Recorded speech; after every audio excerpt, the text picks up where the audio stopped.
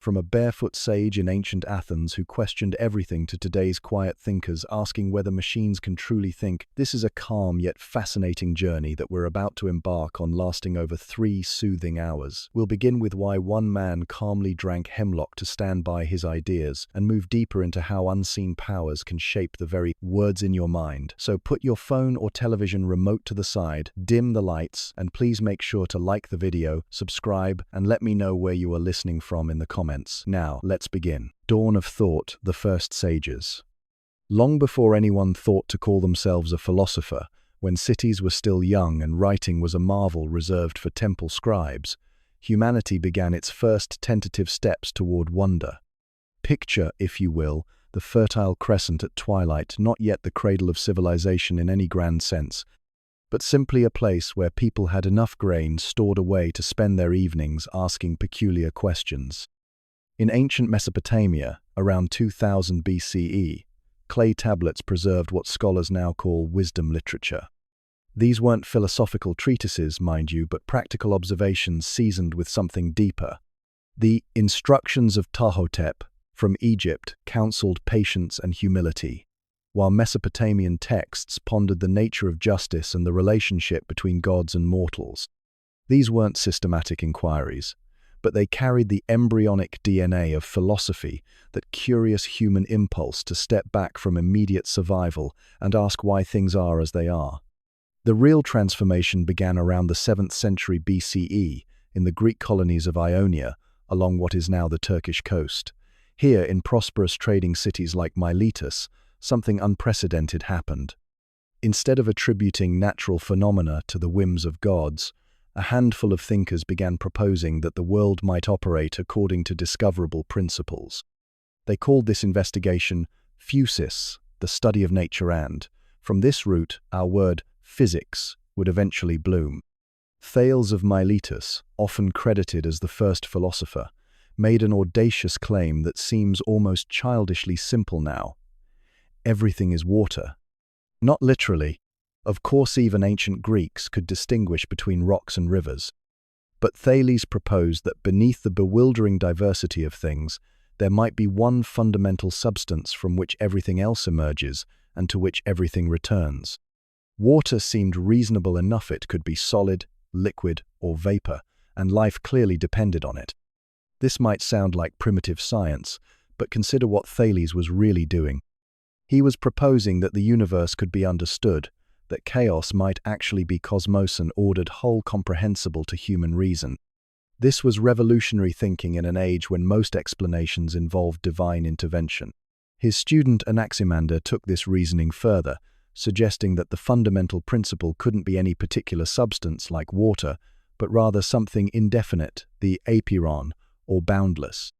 From this unlimited source, he proposed, opposing forces separate out, hot and cold, wet and dry, constantly struggling and finding temporary balance. Here we see the birth of systematic thinking, the recognition that understanding requires going beyond surface appearances to underlying principles. The third member of this Milesian triad, Anaximenes, refined the theory further, proposing that air was the fundamental element capable of rarefaction and condensation to produce all other substances.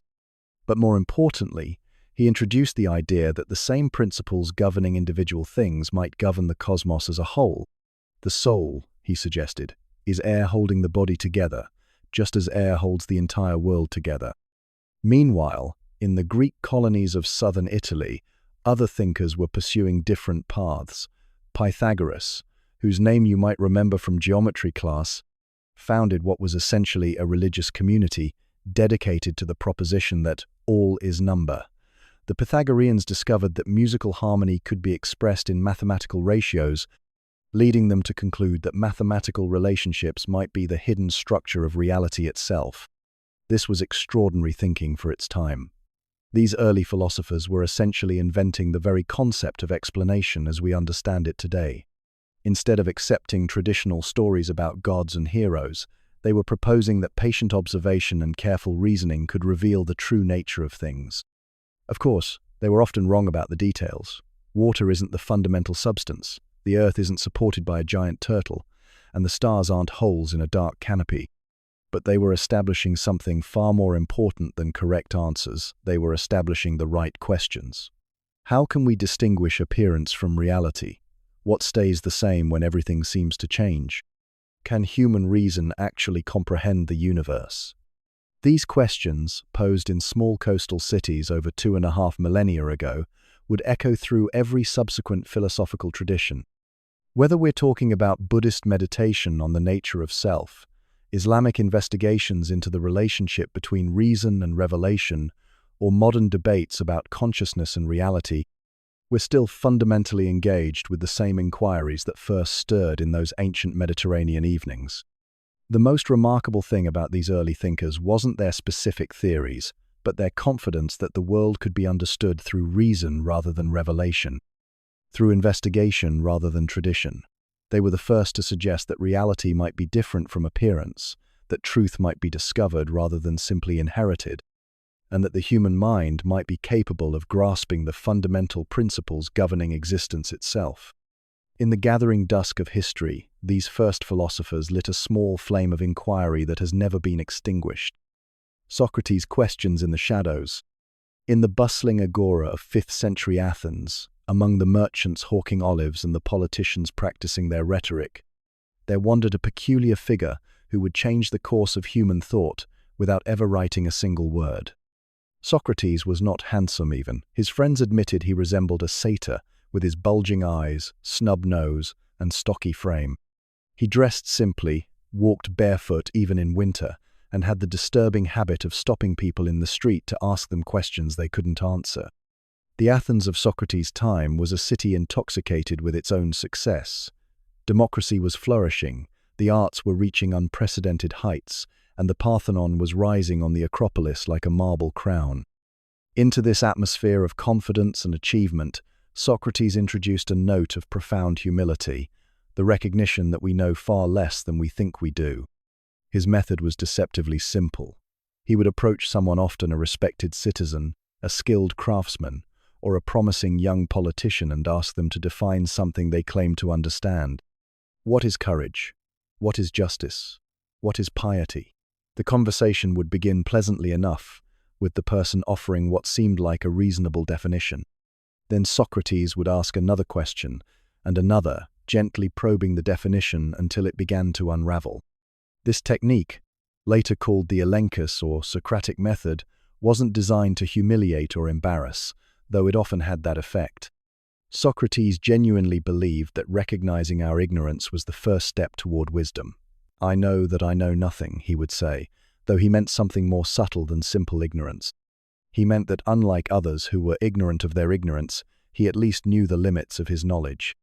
The most famous story about Socrates involves the oracle at Delphi, Apollo's shrine, where a priestess would deliver cryptic pronouncements while seated on a tripod over a fissure in the earth.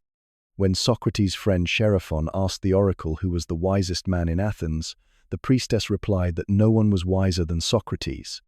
This puzzled Socrates enormously, since he was acutely aware of how little he knew. To understand the oracle's meaning, Socrates began questioning people reputed to be wise. He spoke with politicians, poets, craftsmen, and teachers, always with the same result. They claimed to know things they didn't actually understand, while he at least was aware of his ignorance. This, he concluded, must be what made him wiser, not superior knowledge, but superior self-awareness. This might seem like a small distinction, but it had revolutionary implications. Socrates was essentially arguing that the unexamined life lived without careful questioning of our beliefs and assumptions was not worth living. He believed that virtue was knowledge, that no one does wrong willingly, and that the greatest harm we can suffer is not death or poverty, but ignorance of good and evil. His conversations weren't abstract academic exercises. Socrates was deeply concerned with how we should live, how we should treat others, and what makes life meaningful. He would corner young aristocrats and challenge their assumptions about honor and success. He would question craftsmen about whether they understood their own skills. He would engage politicians about the nature of justice and the proper ordering of society. This activity made him many enemies. In a city where success was measured by wealth, power, and reputation, Socrates' insistence that virtue was the only true good was profoundly subversive. when he suggested that it was better to suffer injustice than to commit it, or that a person who knew themselves to be ignorant was wiser than one who falsely claimed knowledge. He was challenging the very foundations of Athenian values. The political situation in Athens was also deteriorating. The city had lost the Peloponnesian War, democracy had been briefly overthrown by oligarchs, and there was a general sense that traditional values were under attack. Socrates became a convenient scapegoat.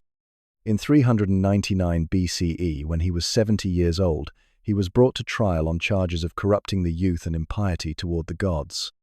The trial, as recorded by Plato in the Apology, reveals Socrates at his most characteristic. Instead of begging for mercy or promising to change his ways, he used the trial as an opportunity to explain his mission. He compared himself to a gadfly, sent by the gods to sting the lazy horse of Athens into wakefulness. He argued that his questioning was a form of religious service, a way of caring for souls rather than bodies. When the jury voted to condemn him, Socrates was offered the opportunity to propose an alternative to the death penalty. Instead of exile or a large fine, he suggested that the city should provide him with free meals for life, as they did for Olympic victors, since his philosophical activity benefited Athens more than any athletic achievement. This was either admirable integrity or stunning arrogance, depending on your perspective. The jury was not amused, and they voted for death by an even larger margin. Socrates spent his final month in prison, continuing to have philosophical conversations with his friends. When the day of execution arrived, he drank the hemlock with remarkable calm, spending his last hours discussing the immortality of the soul. His final words, as recorded by Plato, were a request that someone sacrifice a rooster to Asclepius, the god of healing, perhaps suggesting that death was the cure for the disease of life, or that his philosophical mission had finally healed his soul. Socrates wrote nothing, built no system, and founded no school in the conventional sense. Yet his influence on all subsequent philosophy is incalculable. Through his student Plato and Plato's student Aristotle, his commitment to rational inquiry and ethical reflection would shape Western thought for millennia. More importantly, he established the philosopher's role as society's questioner, the one who refuses to accept conventional wisdom without examination. In the shadows of the Athenian agora, asking his endless questions, Socrates demonstrated that the pursuit of wisdom requires not just intelligence, but courage, the courage to admit ignorance, to challenge authority, and to live according to principles even when they lead to an unpopular death. Plato visions of the ideal. Outside the walls of Athens, beneath the shade of olive trees sacred to the goddess Athena, Plato established his academy around 387 BCE. It was here, in this grove dedicated to the hero Academus, that the most influential philosopher in Western history would spend the next 40 years developing a vision of reality so compelling and comprehensive that all subsequent philosophy has been, in one way or another, a response to it. Plato came to philosophy through tragedy. As a young aristocrat in Athens, he had witnessed the decline of his city through war and political upheaval, and most significantly, he had seen his beloved teacher Socrates condemned to death by a democracy that claimed to value wisdom and justice. These experiences convinced him that the world of appearances, the world of politics, passion, and ordinary human affairs was fundamentally unreliable. Truth, he concluded, must lie elsewhere. The most famous illustration of this conviction is Plato's allegory of the cave, found in his masterwork, The Republic. Imagine, he suggests, prisoners chained in an underground cave since childhood, facing a wall where shadows dance in the light of a fire behind them. These shadows, cast by objects carried by unseen people, represent the only reality the prisoners have ever known. They develop elaborate theories about the shadows, compete to predict their movements, and consider the most skilled shadow interpreter among them to be the wisest. But what if one prisoner were freed? Initially, the direct sight of fire and real objects would be painful and confusing. The freed prisoner might even prefer to return to the familiar shadows. However, if dragged outside into sunlight, he would eventually discover a world of incomparable beauty and truth. Trees, flowers, the sky itself all would reveal the shadows to have been mere imitations of reality. This allegory captures the heart of Plato's philosophy. The world we experience through our senses, the world of particular things that come into being and pass away, is like the shadow world of the cave. True reality consists of eternal, unchanging forms or ideas, of which sensible things are merely imperfect copies. There is a form of justice, of beauty, of goodness, and of every other significant concept. Individual just acts participate in the form of justice. Beautiful things derive their beauty from the form of beauty. This theory of forms might seem abstract, but for Plato it solved crucial problems. How can we have knowledge of a world that's constantly changing? How can we recognize justice in particular situations if we've never encountered perfect justice?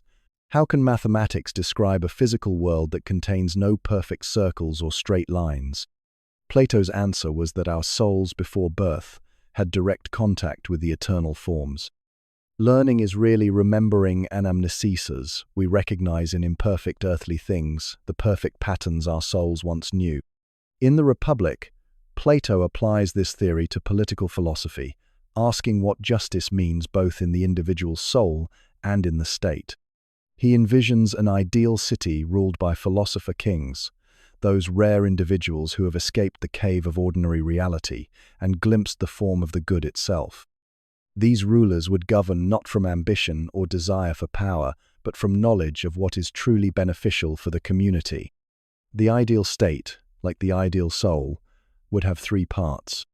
The guardians, motivated by wisdom, would rule. The auxiliaries, motivated by courage, would defend. And the producers, motivated by moderation, would provide material needs. Justice consists in each part performing its proper function, just as justice in the individual soul requires reason to rule over spirit and appetite. This political vision seems authoritarian to modern readers, but Plato's intention was deeply moral. He had seen democracy condemn Socrates, and he had witnessed the chaos that results when passion and ignorance guide public policy. The philosopher king represents the possibility of rule based on knowledge rather than opinion, on concern for the common good rather than private interest. Central to this vision is Plato's understanding of education. In works like the Meno, he demonstrates that even an untutored slave boy can be led to discover mathematical truths through careful questioning. This suggests that learning is not the passive reception of information, but the active awakening of knowledge already present in the soul.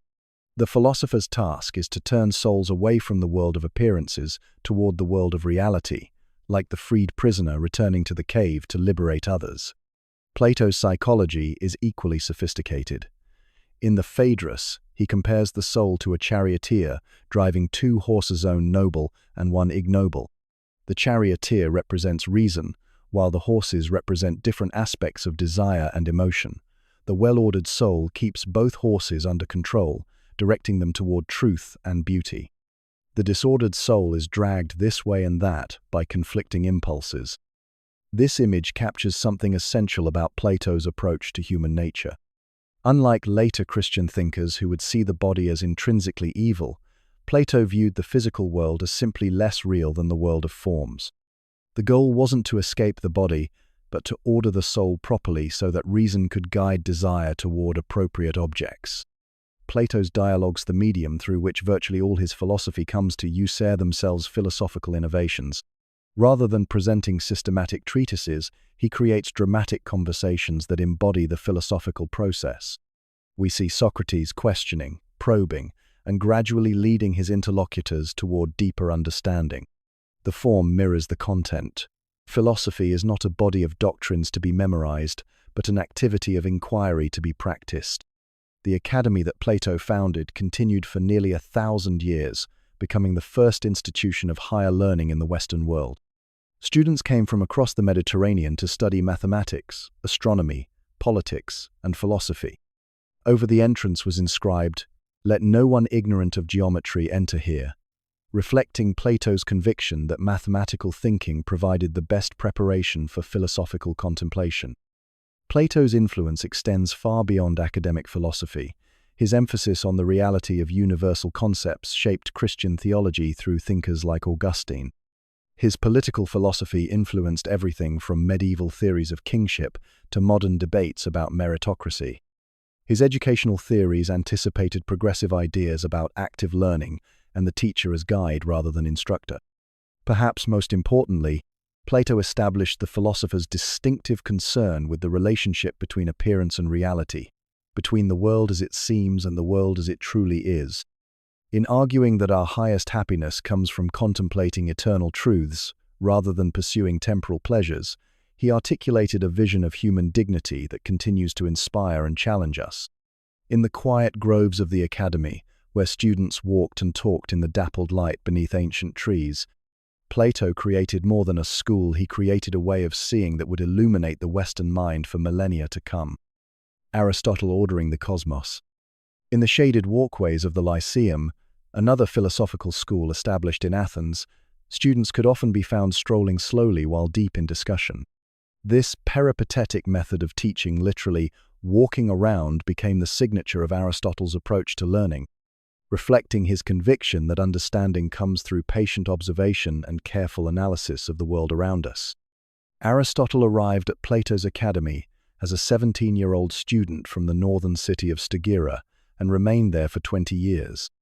Yet despite this long apprenticeship, he would ultimately reject many of his teacher's fundamental assumptions. Where Plato sought reality in a transcendent realm of eternal forms, Aristotle found it in the particular things of ordinary experience.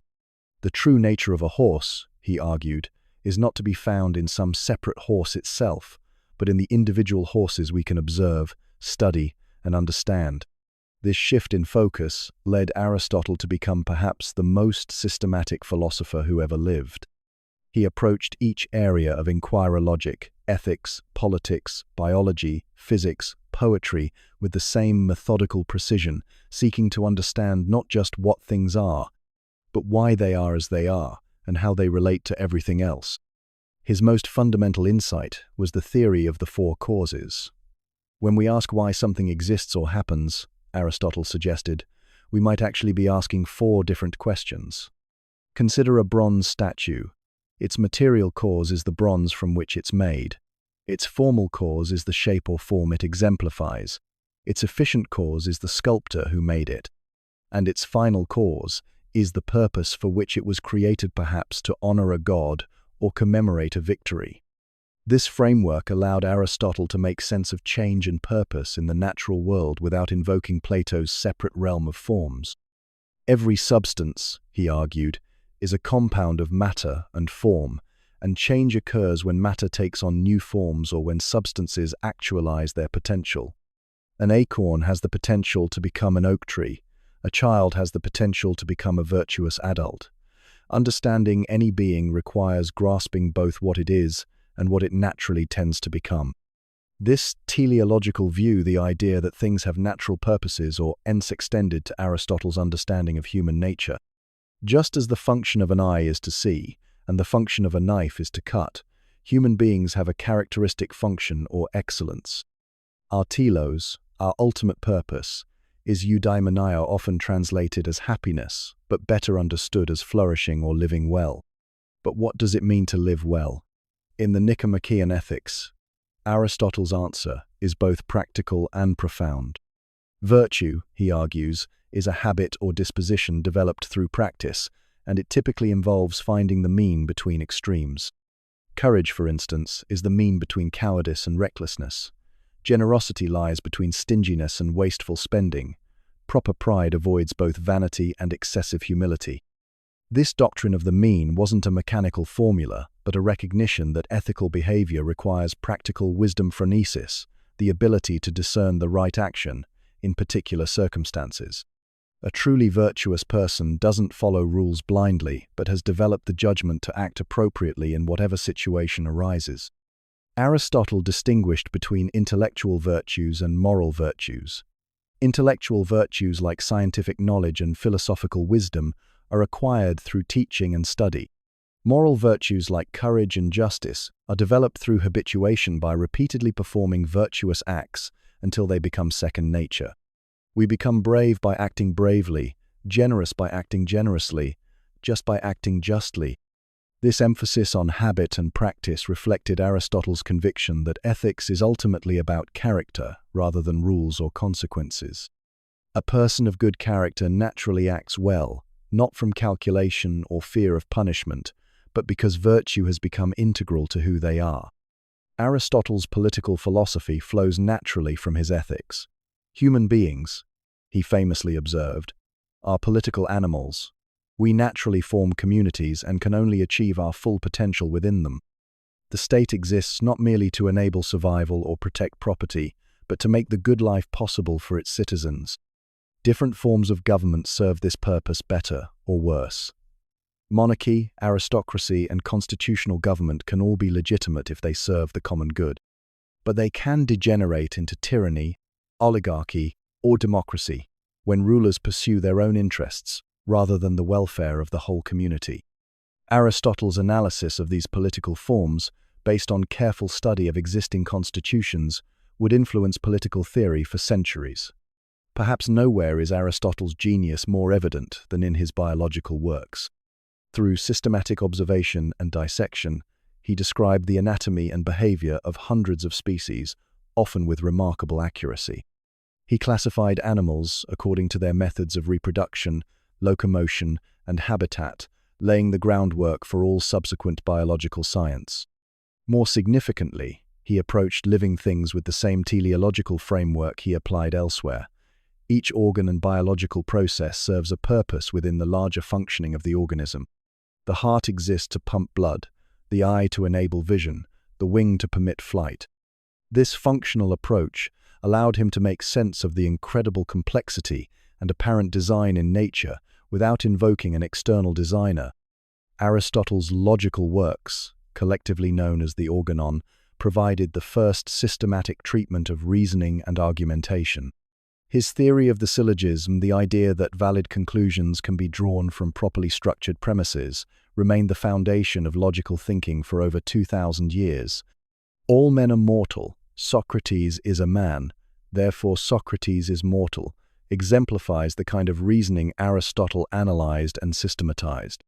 But logic, for Aristotle, wasn't merely an abstract exercise. It was a tool for understanding reality, a way of ensuring that our thinking corresponds to the structure of the world itself. The categories he developed, substance, quantity, quality, relation, place, time, position, state, action, and passion, were meant to capture the fundamental ways things can exist and be described. This confidence in human reason's ability to understand reality distinguished Aristotle from both earlier and later thinkers.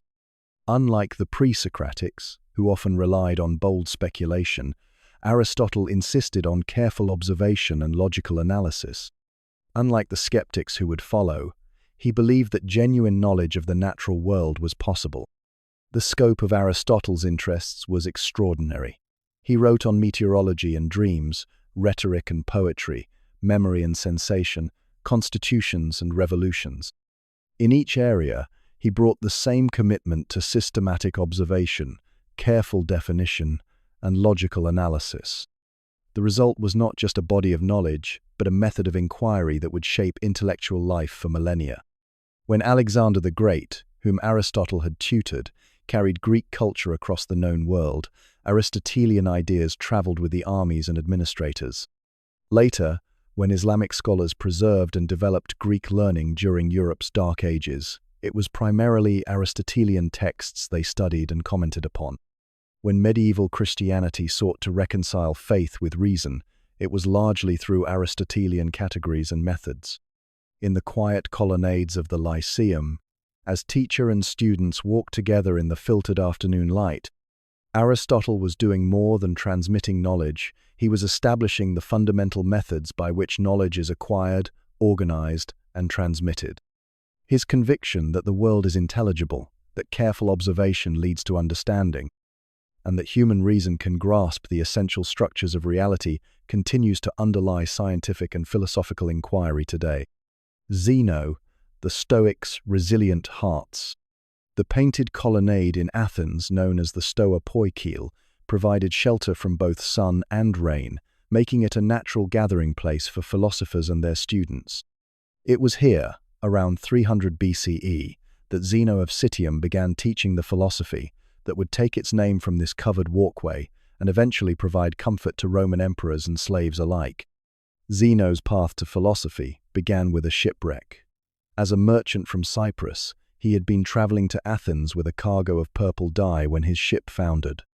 Having lost his fortune, he wandered into a bookshop and heard someone reading aloud from Xenophon's accounts of Socrates. Immediately captivated, he asked where such men could be found, and the bookseller pointed to Crates the cynic, who happened to be walking by. This chance encounter would lead to the founding of one of the most enduring philosophical schools in Western history. The Stoicism that emerged from these beginnings offered something different from the abstract metaphysics of Plato or the systematic categorizing of Aristotle. It was philosophy as a way of life, a practical discipline designed to help human beings achieve tranquility and virtue regardless of external circumstances. The Stoics divided philosophy into three interconnected parts: logic, physics, and ethics. Logic taught clear thinking and proper reasoning. Physics explained the nature of the universe and humanity's place within it. But ethics, the art of living well, was the ultimate goal, and the other two disciplines were valuable primarily insofar as they contributed to this end. Their physics was materialistic but not mechanistic. The Stoics believed that everything that exists is corporeal. Even the soul and the gods are made of a refined kind of matter. The entire universe is a single living organism, pervaded by divine reason or logos, which ensures that everything happens according to rational principles. This cosmic reason manifests itself as fate, and what we call chance is simply our ignorance of the larger pattern. This vision of a rationally ordered universe provided the foundation for Stoic ethics. If everything happens according to divine reason, then our task is to align our will with the cosmic order to live according to nature, as the Stoics put it. This doesn't mean following our immediate impulses, but rather acting in accordance with our rational nature as parts of the larger rational whole. The key insight of Stoic ethics is the dichotomy of control, most clearly articulated by the later Stoic Epictetus. Some things are up to us, and some things are not up to us. Our judgments, desires, and actions are within our control. Everything else, including our reputation, health, and even our lives, is ultimately beyond our control. Happiness and tranquility come from focusing our energy exclusively on what we can control, while accepting with equanimity what we cannot. This might sound like passive resignation, but the Stoics understood it as the foundation of genuine freedom. The person who desires only what is within their power can never be truly frustrated or defeated. External circumstances may be difficult, but they cannot touch the citadel of the soul where our real values and commitments reside.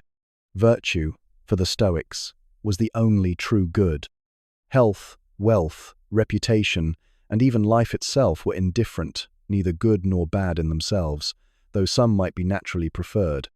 A virtuous person living in poverty was genuinely happier than a vicious person surrounded by luxury, because virtue alone provides the inner harmony that constitutes true well-being.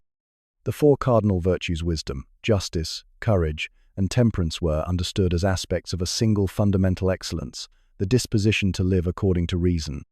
The wise person understands the nature of things. The just person treats others appropriately. The courageous person faces difficulties without being overwhelmed by emotion. The temperate person maintains proper priorities and proportions in all things. This emphasis on virtue was not merely theoretical. The Stoics developed detailed practices for cultivating wisdom and resilience. They recommended daily self-examination, imagining loss to increase gratitude for what we have, and viewing obstacles as opportunities to practice virtue. Marcus Aurelius, writing in his Meditations, constantly reminds himself that difficulties are chances to demonstrate courage, that insults are opportunities to practice forbearance, and that even death is simply a natural process to be accepted without complaint. The social dimension of Stoic ethics was equally important. Because all rational beings share in the cosmic logos, we are fundamentally connected to one another, citizens of a universal city or cosmopolis. This led to a remarkably progressive social philosophy for its time. Slavery was contrary to nature, since all humans possess rational souls. Women deserved equal education, since they possessed the same capacity for virtue as men. Even barbarians were fellow citizens of the cosmic city, deserving of just treatment.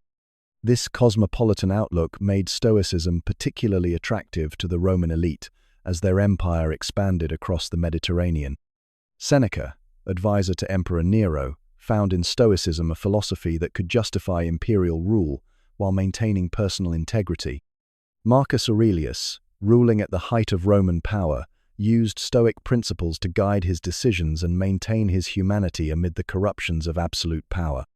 But Stoicism was not merely a philosophy for the privileged.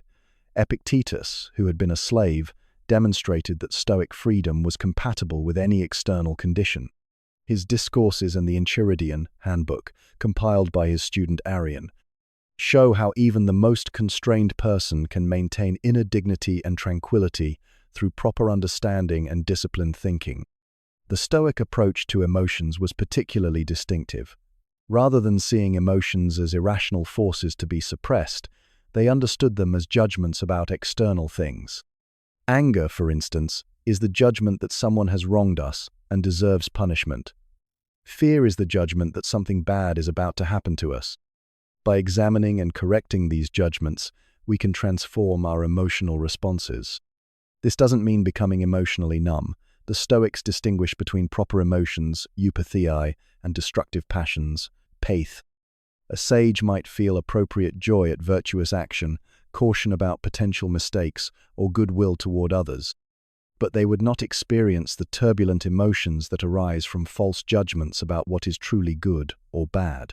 The influence of Stoicism extended far beyond the ancient world. Early Christian thinkers found much to admire in Stoic ethics, particularly the emphasis on virtue, the idea of natural law, and the notion of universal human dignity. Medieval philosophers integrated Stoic ideas into their understanding of providence and moral development. Modern cognitive therapy owes much to Stoic insights about the relationship between thoughts and emotions. Perhaps most importantly, Stoicism offered a vision of human dignity that could not be destroyed by external circumstances. In times of political upheaval, natural disaster, or personal loss, Stoic principles provided a framework for maintaining integrity and finding meaning. The philosophy that began in a painted colonnade in Athens would eventually comfort martyrs, inspire revolutionaries, and guide leaders through the darkest hours of history. As evening shadows lengthened across the Stoa Poikile, students would gather around their teachers to hear once more the fundamental Stoic insight, that while we cannot control what happens to us, we can always control how we respond. In this simple recognition lay the secret of an unshakable inner peace, a resilience that no external force could break. Epicurus' garden of tranquility. Beyond the bustling streets of Athens, past the formal schools with their marble columns and competitive debates, lay a different kind of philosophical community. The Garden of Epicurus, established around 307 BCE, welcomed not just male citizens but women, slaves, and foreigners, anyone seeking the simple wisdom that its founder promised could lead to genuine happiness. Here, amid fruit trees and vegetable plots, philosophy was practiced not as abstract speculation but as medicine for the soul. Epicurus came to philosophy through pain. Born on the island of Samos during turbulent times, he witnessed the collapse of traditional certainties as Alexander's empire fragmented and city-states struggled for survival. In this atmosphere of political chaos and personal insecurity, he sought a philosophy that could provide ordinary people with practical guidance for achieving tranquility and contentment. The core of Epicurean philosophy rests on a deceptively simple foundation. Pleasure is the highest good, and pain is the greatest evil. But Epicurus meant something far more sophisticated than mere hedonistic indulgence. True pleasure, he argued, is not the satisfaction of desires but the absence of pain and anxiety. The goal is not to maximize positive sensations but to achieve ataraxia, serene tranquility of mind. This distinction between kinetic and katastatic pleasures was crucial to Epicurean ethics. Kinetic pleasures, the joy of eating when hungry, the satisfaction of sexual desire, the excitement of victory, are temporary and often followed by pain. They create dependency and anxiety about their loss. Katastematic pleasures, by contrast, are stable states of satisfaction that can be maintained indefinitely. The pleasure of friendship, the joy of learning, the peace of a clear conscience, these represent the kind of happiness that philosophy should cultivate. The path to such happiness begins with understanding the nature of reality itself. Like the earlier philosopher Democritus, Epicurus was an atomist, believing that everything in the universe consists of tiny, indivisible particles moving through empty space. These atoms combine in various patterns to form all the objects we see, including our own bodies and souls. When we die, the atomic compounds that constitute us simply dissolve back into their constituent elements. This materialistic worldview served a therapeutic purpose. If the soul is made of atoms, then death truly is the end of consciousness. There can be no posthumous punishment or reward.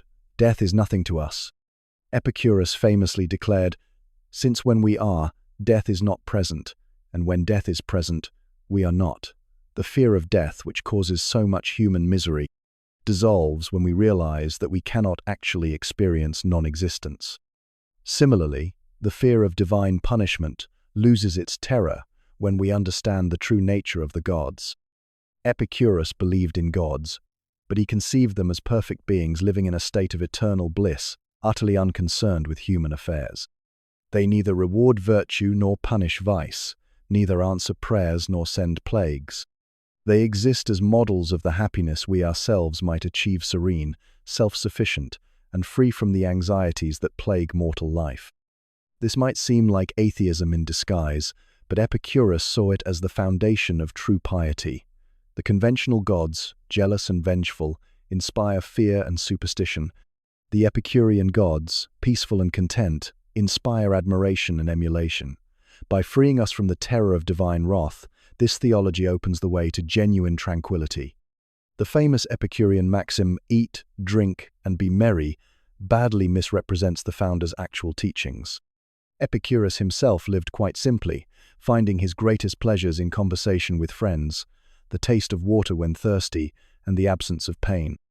He argued that most of our desires are either vain based on false beliefs about what will make us happy or empty impossible to satisfy permanently. Natural and necessary desires for food, shelter, friendship should be satisfied, but modestly. Natural but unnecessary desires for luxury, fame, or immortality should be examined carefully, pursued only if they don't disturb our tranquility. Vain desires for the impossible or the harmful should be eliminated entirely through philosophical reflection. This calculus of pleasure required practical wisdom. Sometimes we must accept pain to avoid greater pain, or forego pleasure to achieve more lasting satisfaction. The student who studies diligently accepts present discomfort for future knowledge. The person who refuses excessive drink avoids tomorrow's headache. Philosophy teaches us to calculate correctly, choosing the course that leads to the most stable and lasting pleasure. Friendship occupied a central place in Epicurean philosophy. Friendship dances around the world. Epicurus wrote, announcing to all of us that we must wake up to the recognition of happiness.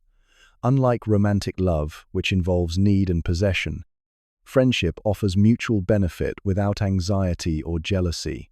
Friends provide security, conversation, and the joy of shared experiences. The garden itself embodied this ideal, creating a community bound not by law or hierarchy but by affection and common purpose.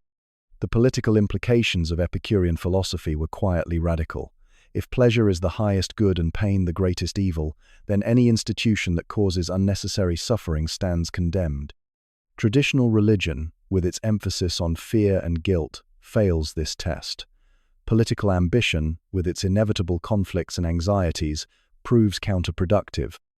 Even conventional family structures, if they generate more pain than pleasure, might be questioned. This led to the Epicurean counsel to live unnoticed, avoid the public arena where competition and conflict are inevitable. Better to cultivate one's garden, literally and figuratively, finding happiness in simple pleasures and genuine relationships rather than in the pursuit of fame or power. Critics then and now have attacked this withdrawal from public life as selfish or cowardly, but Epicurus saw it as a necessary condition for both personal happiness and social benefit. The person who has achieved tranquility is more likely to treat others kindly, less likely to be driven by greed or ambition to cause harm. The garden demonstrated that diverse people could live together peacefully when united by philosophy rather than divided by competition. The therapeutic aspect of Epicurean philosophy was embodied in the famous tetrapharmakosthi, fourfold medicine that could cure the diseases of the soul. God is not to be feared, death is not to be feared, the good is attainable, and the bad is endurable. This simple formula, like a doctor's prescription, promised relief from the anxieties that prevent human flourishing.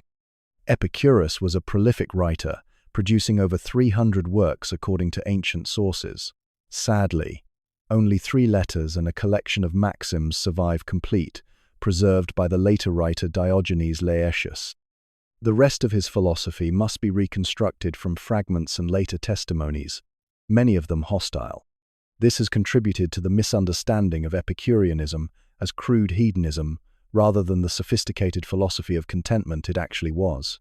The garden continued for several centuries after its founder's death, maintained by his followers as a living embodiment of his teachings. In the Roman period, the poet Lucretius would give magnificent expression to Epicurean physics and ethics in his On the Nature of Things, showing how understanding the atomic structure of reality could liberate human beings from superstition and fear. The influence of Epicurean ideas extends far beyond ancient philosophy. The emphasis on pleasure as the standard of value contributed to utilitarian thinking. The materialistic worldview anticipates modern scientific approaches to understanding human nature. The focus on therapy and practical guidance prefigures contemporary approaches to psychology and counseling. Most enduringly, Epicurus offered a vision of philosophy as a way of life rather than merely an academic discipline. In the quiet garden, surrounded by friends and the simple pleasures of existence, he demonstrated that happiness is not a reward for virtue, but virtue itself, the natural result of understanding reality correctly and living in accordance with that understanding. As twilight settled over the garden and lamps were lit for the evening's conversation, students would gather to hear once more the gentle wisdom that promised freedom from the anxieties that torment human life. Here, in this sanctuary of friendship and reflection, philosophy revealed its most practical purpose, teaching human beings how to be content. Confucius' harmony of rites. In the ancient Chinese state of Lu, during the spring and autumn period when the Zhou dynasty was crumbling and traditional order seemed to be dissolving into chaos, there lived a minor official who would become the most influential teacher in Chinese history. Kongqiu, known to the West as Confucius, was born around 551 BCE into a world of political fragmentation and social upheaval, where the old certainties of feudal hierarchy were giving way to an age of competing philosophies and ambitious warlords. The China of Confucius's time was experiencing what historians call the ritual collapse, the breakdown of the elaborate ceremonies and social protocols that had maintained order for centuries. Ancient customs were being abandoned, rulers were ignoring traditional constraints on their power, and social relationships that had once seemed natural and eternal were being questioned or simply ignored. Into this atmosphere of uncertainty, Confucius brought a vision of renewal through the restoration of proper relationships and cultivated virtue. Unlike the Greek philosophers who sought truth through abstract reasoning, Confucius was primarily concerned with practical ethics and social harmony. His philosophy emerged not from theoretical speculation but from careful observation of human nature and social dynamics. He believed that people are fundamentally good but require proper guidance and education to realize their potential for virtue. The foundation of Confucian thought is the concept of Ren, often translated as benevolence or humaneness, but carrying connotations that are difficult to capture in any single English word. Ren represents the ideal relationship between human beings, compassionate, respectful, and mutually beneficial. It encompasses love, kindness, respect, and the recognition of our fundamental interconnectedness. The Chinese character for Ren combines the symbols for person and tu, suggesting that our humanity is fully realized only in relationship with others. This emphasis on relationships led Confucius to articulate what became known as the 5 constants or 5 relationships: ruler and subject, parent and child, husband and wife, older and younger siblings, and friend. Each relationship involves mutual obligations and proper forms of behavior. The ruler should be benevolent and wise. The subject should be loyal and respectful. Parents should be caring and protective. Children should be filial and obedient. These relationships, when properly maintained, create a harmonious social order that benefits everyone. Central to maintaining these relationships is the practice of ritual, ceremony, or proper conduct. For Confucius, ritual was not empty formalism but the external expression of internal virtue. The way we greet others, show respect to elders, conduct ceremonies, or even arrange furniture reflects and shapes our inner attitudes. Proper ritual behavior cultivates proper feelings, while improper behavior corrupts the heart and mind. This might seem mechanical to modern sensibilities, but Confucius understood ritual as a form of moral education. When we bow respectfully to our parents, we are not merely following convention, we are embodying and reinforcing the attitude of filial piety that holds families and societies together. When we conduct ceremonies with dignity and attention, we are cultivating the reverence and mindfulness that characterize the mature person. The concept of Junzi, exemplary person or gentleman, represents Confucian virtue in action. Originally referring to the son of a ruler, Confucius transformed this term to describe anyone who had achieved moral excellence regardless of birth. The Junzi is characterized by Ren, benevolence, Wai, righteousness, Li, propriety, and Zi, wisdom. Such a person leads by moral example rather than force, influences others through virtue rather than manipulation, and places the common good above personal advantage. Education plays a crucial role in developing such virtue. Confucius believed that everyone has the potential for moral development, though not everyone will achieve the same level of excellence. The purpose of education is not merely to transmit information but to transform character. Students should study the classics not to memorize facts but to internalize the wisdom of the past. They should practice ritual not to follow rules but to cultivate proper attitudes and relationships. The famous Confucian principle of the rectification of names reflects his belief that clear thinking depends on precise language. When words lose their proper meanings, communication becomes impossible, relationships deteriorate, and society falls into chaos. If a ruler is not truly ruling, if he is selfish, incompetent, or tyrannical, then calling him a ruler corrupts language and obscures reality. Social reform begins with calling things by their proper names and insisting that reality conform to our highest ideals. This emphasis on language and meaning led to Confucius's distinctive approach to political philosophy. Good government depends not on laws or institutions, but on the moral character of rulers. The ideal leader governs through moral example, creating a social atmosphere in which virtue naturally flourishes. People obey not from fear of punishment, but from respect and admiration for their leader's character. The family serves as the model for all other social relationships in Confucian thought. Filial piety, the foundation of all virtue. The person who properly respects and cares for parents will naturally extend this attitude to other relationships. The ruler who treats subjects as family members will inspire loyalty and affection. The society that honors its elders will benefit from their wisdom and experience. This family-centered approach to ethics created a distinctive Chinese perspective on individual and community. Unlike Western philosophy, which often emphasizes individual rights and autonomy, Confucian thought sees the person as fundamentally embedded in relationships and obligations. Our highest fulfillment comes not from asserting our independence, but from playing our roles well within the larger social organism. Confucius himself embodied these ideals in his teaching methods and personal conduct. Rather than claiming special authority or divine inspiration, he presented himself as a transmitter of ancient wisdom, someone who loves the old and is familiar with the new. His conversations with students, recorded in the Analects, show a teacher who adapted his approach to each individual, challenged conventional thinking while respecting tradition, and maintained humility despite his growing reputation. The political influence of Confucian ideas proved more enduring than any dynasty. For over 2,000 years, Chinese government was based on Confucian principles of moral leadership, educational meritocracy, and bureaucratic service. The examination system that selected government officials tested knowledge of Confucian classics and emphasized moral character alongside intellectual ability. This created a scholar-official class that saw public service as a form of moral cultivation rather than merely a career opportunity. The social effects of Confucian teaching were equally profound. The emphasis on education led to high literacy rates and respect for learning. The focus on family relationships created strong social networks that provided security and support. The ideal of moral leadership influenced expectations of authority figures at every level of society.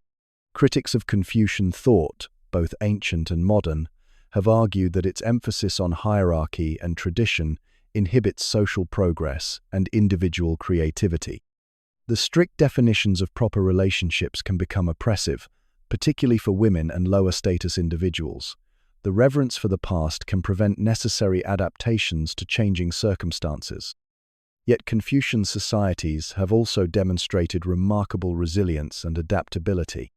The same tradition that preserved classical learning through centuries of political upheaval also provided the cultural foundation for rapid modernization in East Asia. The emphasis on education and moral cultivation continues to influence contemporary approaches to personal development and social organization.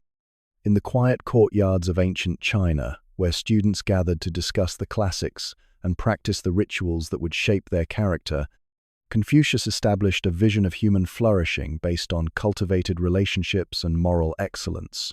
His teaching that government exists to serve the people, that education should be available to all, and that virtue is more important than wealth or power, continues to challenge and inspire political leaders and ordinary citizens alike. As the afternoon light filtered through the windows of the school where the master taught, students would copy out the sayings that captured his essential wisdom. Do not impose on others what you do not wish for yourself. In this simple formulation of the Golden Rule, Confucius articulated a principle of human relationship that transcends cultural boundaries and historical periods, offering a foundation for the harmony that he believed was humanity's natural state. LAOZI, Taoism way of the flow. Deep in the mountains of ancient China, where mist clings to pine trees and streams follow the path of least resistance down weathered slopes, the legendary sage LAOZI is said to have composed the text that would become the foundation of Taoist philosophy. Whether he was a historical figure or a mythical embodiment of ancient wisdom, the teachings attributed to him offer a vision of life that flows like water, powerful through yielding, effective through seeming inaction, profound through apparent simplicity. The Tao Te Ching, the classic text of Taoist philosophy, opens with words that immediately establish the mysterious nature of its subject. The Tao that can be spoken is not the eternal Tao. Here we encounter something fundamentally different from other philosophical traditions. Where Confucius sought to clarify relationships and establish proper conduct, where Greek philosophers attempted to define and categorize reality, Taoism points towards something that cannot be captured in words or concepts. The Taoics, literally the way, is the source and pattern of all existence, the underlying principle that gives rise to both being and non-being. It is not a personal God or a philosophical abstraction, but rather the natural order that manifests in the changing seasons, the flow of rivers, the growth of plants, and the movements of celestial bodies. To live in accordance with the Tao is to align oneself with this natural pattern, to move with the current of existence rather than against it. This alignment requires a fundamental shift in how we approach action and achievement. The Taoist ideal of wu wei often translated as non-action or effortless action doesn't mean passivity or laziness, but rather acting in harmony with natural processes.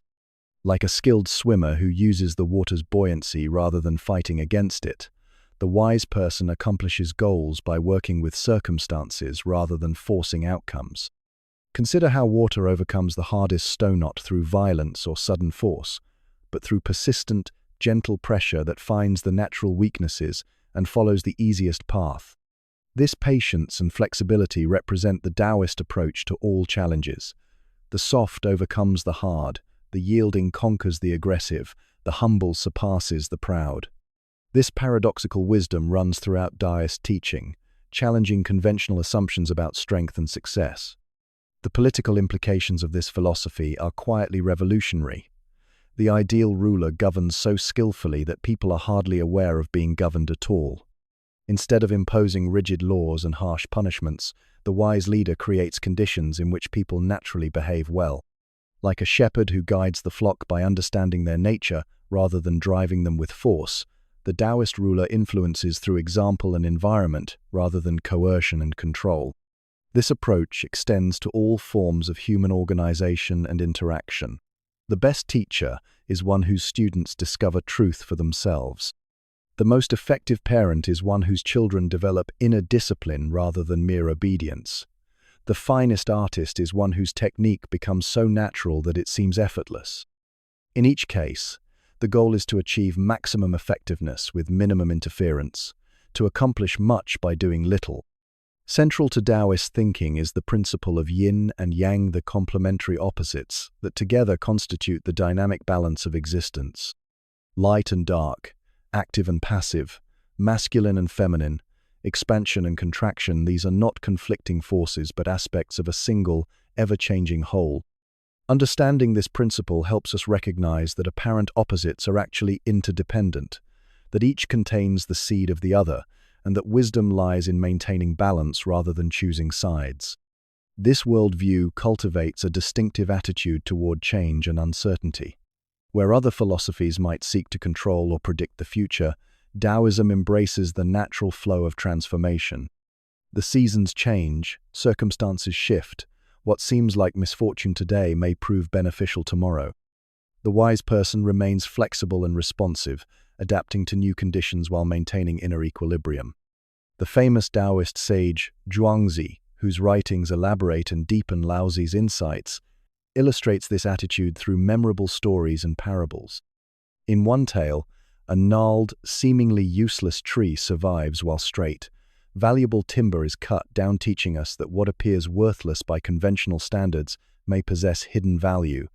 In another, a man's horse runs away, then returns with a wild stallion. Then the man's son is injured trying to tame the new horse. Then the injury saves the son from conscription in a war, demonstrating how quickly fortune can change and how limited our judgments of good and bad really are. These stories point toward a profound acceptance of life's uncertainty and complexity. Rather than trying to categorize experiences as simply good or bad, the Taoist cultivates a kind of serene detachment that can appreciate the richness and mystery of existence without needing to control or fully understand it. This doesn't mean indifference, but rather a deeper engagement that is not constrained by rigid expectations or desires. The Taoist approach to self-cultivation involves a gradual return to simplicity and naturalness. Like an artist who learns complex techniques only to transcend them, achieving an apparent effortlessness that is actually the fruit of deep skill, the Taoist practitioner seeks to recover the spontaneous wisdom that exists before the accumulation of learning and social conditioning. This is the meaning of the Taoist ideal, of returning to the state of an uncarved block, pure potential that has not been shaped by artificial purposes and desires. Meditation and contemplative practices help cultivate this natural state, but Taoist spirituality is not otherworldly. The goal is not to escape from ordinary life, but to discover the sacred within the everyday, to find the Tao in the simple activities of daily existence. Cooking, gardening, walking, breathing all become opportunities for experiencing the natural flow that connects us to the larger patterns of existence. This integration of spiritual and practical wisdom made Taoism particularly attractive to artists, poets, and others who sought to balance worldly engagement with inner development. Chinese landscape paintings, with their emphasis on empty space and natural forms, reflect Taoist aesthetic principles. Poetry that captures the essence of a moment without excessive ornamentation embodies Taoist simplicity. Gardens designed to seem natural while actually being carefully crafted express the Taoist ideal of purposeful non-interference. The influence of Taoist thought extends far beyond China, particularly in our contemporary world where the pace of change and the complexity of modern life have created new forms of stress and disconnection. The Taoist emphasis on flow, balance, and natural rhythm offers an alternative to the aggressive pursuit of goals that characterizes much of modern culture. In fields ranging from psychology to organizational management, thinkers have found valuable insights in Taoist principles of non-forcing and adaptive response. The environmental movement has also drawn inspiration from Taoist ideas about living in harmony with natural processes rather than attempting to dominate them. The recognition that human beings are part of nature rather than separate from it, that our well-being depends on the health of the larger ecological systems of which we are a part, reflects a fundamentally Taoist understanding of interconnectedness and mutual dependence. Yet Taoism resists being turned into a system or method in the conventional sense. Its insights emerge from direct experience rather than intellectual analysis, from intuitive understanding rather than logical argument. Like the Tao itself, Taoist wisdom is best approached indirectly, through metaphor and story, through practice and contemplation, through the gradual cultivation of a receptive attitude that allows natural wisdom to emerge. In the quiet valleys where ancient sages are said to have lived, far from the noise and ambition of the world, the gentle wisdom of Taoism continues to offer refuge and guidance. Here, in the sound of wind through bamboo and the sight of clouds drifting across mountain peaks, we can still sense the presence of the eternal Daothi source and sustainer of all existence, the way that cannot be named but can be followed, the truth that reveals itself not through words but through the silent eloquence of a life lived in harmony with the natural order. Buddha Path of Stillness. Beneath the spreading branches of a pipal tree in the ancient Indian town of Bodh Gaya, a young prince named Siddhartha Gautama sat in meditation through the night, determined not to rise until he had found the answer to humanity's deepest suffering. As dawn broke on that spring morning some 500 years ago, he achieved the awakening that would earn him the title Buddha, the enlightened and give birth to a philosophy and spiritual practice that would eventually spread across Asia and around the world. The story of the Buddha's awakening begins with his extraordinary renunciation. Born into luxury, as the heir to a small kingdom in what is now Nepal, Siddhartha lived a sheltered life of pleasure and privilege until, at the age of 29, he encountered what Buddhist tradition calls the four sights: an old man, a sick person, a corpse, and a wandering ascetic. These encounters with aging, illness, death, and the possibility of spiritual seeking shattered his comfortable illusions and set him on a quest to understand the nature of human suffering. For 6 years, Siddhartha practiced extreme asceticism, nearly starving himself in the belief that mortifying the flesh would lead to spiritual liberation. But this path, like his earlier life of indulgence, proved unsatisfactory.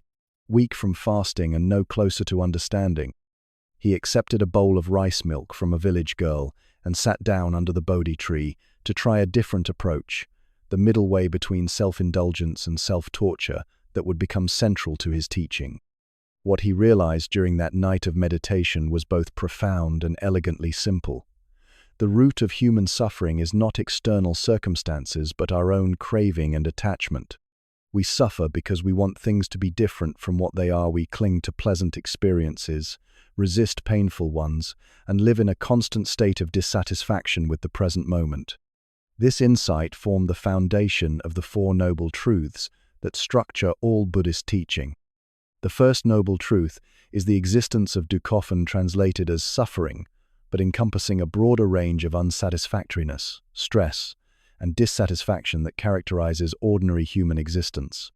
Even our happiest moments are tinged with the knowledge that they will pass. Even our greatest achievements leave us wanting something more. This is not pessimism but realistic acknowledgement of the human condition. The second noble truth identifies the cause of this suffering. Tanha, literally thirst, the craving that drives us to constantly seek satisfaction in impermanent things. We become attached to pleasures, people, possessions, and even ideas about ourselves, not recognizing that everything in existence is in constant flux. When the things we're attached to inevitably change or disappear, we experience suffering. The third noble truth offers hope. The cessation of suffering is possible. If craving is the cause of suffering, then the elimination of craving will end suffering. This state of liberation is called nirvana, literally blowing out or extinction, not the annihilation of the person, but the extinguishing of the fires of greed, hatred, and delusion that keep us trapped in cycles of dissatisfaction. The fourth noble truth provides the practical path to this liberation, the Noble Eightfold Path, which encompasses right understanding, right intention, right speech, right action, right livelihood, right effort, right mindfulness, and right concentration. These 8 aspects work together to gradually transform our understanding and behavior, leading from ignorance and suffering toward wisdom and peace. This path is often divided into 3 interconnected categories: wisdom, prajna, ethical conduct, sila, and mental cultivation, samadhi. Wisdom involves understanding the true nature of reality, that all conditioned existence is impermanent, that what we call the self is actually a constantly changing process rather than a fixed entity, and that liberation comes through letting go of our attachments to false certainties. Ethical conduct provides the foundation for spiritual development. The basic precepts, refraining from killing, stealing, sexual misconduct, lying, and intoxication are not arbitrary rules but practical guidelines that reduce harm and create conditions conducive to inner peace. A life lived with integrity and compassion naturally supports the mental clarity needed for deeper understanding. Mental cultivation through meditation is perhaps the most distinctive aspect of Buddhist practice. Unlike prayer or devotional practices found in other traditions, Buddhist meditation is a systematic investigation of the mind itself. Through mindfulness, careful, non-judgmental attention to present moment experience, practitioners gradually see through the illusions that create suffering. The practice of mindfulness reveals the impermanent nature of all mental and physical phenomena. Thoughts arise and pass away, emotions come and go. Even the sense of being a solid, continuous self dissolves under careful observation into a flow of constantly changing experiences. This direct insight, rather than philosophical argument, provides the foundation for liberation from attachment and suffering. Central to this understanding is the doctrine of anatta, or no self, perhaps the most distinctive and challenging aspect of Buddhist philosophy. The Buddha taught that what we conventionally call the self is actually a collection of ever-changing physical and mental processes with no permanent, unchanging essence. This doesn't mean we don't exist, but rather that we exist as dynamic processes rather than fixed entities. This insight has profound implications for how we understand personal identity, moral responsibility, and the possibility of liberation. If there is no fixed self to protect or aggrandize, then the ego-driven behaviors that create suffering lose their foundation. Generosity becomes natural when we don't cling to possessions as mine. Compassion flows freely when we recognize that the boundary between self and other is conceptual rather than ultimate. The Buddha's approach to teaching was remarkably practical and adaptive. Rather than presenting a fixed doctrine, he tailored his instructions to the needs and capabilities of his listeners. To those obsessed with pleasure, he emphasized the suffering inherent in attachment. To those practicing extreme asceticism, he taught the middle way. To intellectuals, he offered sophisticated philosophical analysis. To simple householders, he provided basic ethical guidelines. This flexibility reflected the Buddha's understanding that suffering takes different forms for different people, and therefore the medicine must be adapted to the illness. The ultimate goal, liberation from suffering, remains constant, but the means of achieving it can vary according to individual temperament and circumstances. The early Buddhist community, or Sangha, embodied these teachings in its organizational structure. Unlike hierarchical religious institutions, the Sangha operated according to principles of equality and consensus. Decisions were made through discussion and agreement, rather than authority and command. This reflected the Buddha's teaching that liberation is ultimately an individual accomplishment that cannot be imposed from outside. The Buddha's final teaching, delivered as he lay dying at the age of 80, encapsulated the essence of his message. All conditioned things are impermanent. Work out your salvation with diligence. He refused to name a successor or establish a permanent authority, insisting instead that each person must verify the teaching through their own experience and practice. This emphasis on personal verification and direct experience distinguished Buddhism from other spiritual traditions of its time and continues to make it attractive to contemporary seekers. The Buddha presented himself not as a savior or divine being, but as a teacher who had discovered a path that others could follow. His awakening was significant not because it was unique, but because it demonstrated the potential that exists within all conscious beings.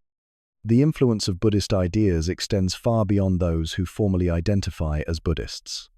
The emphasis on mindfulness has been incorporated into psychotherapy, stress reduction programs, and educational curricula.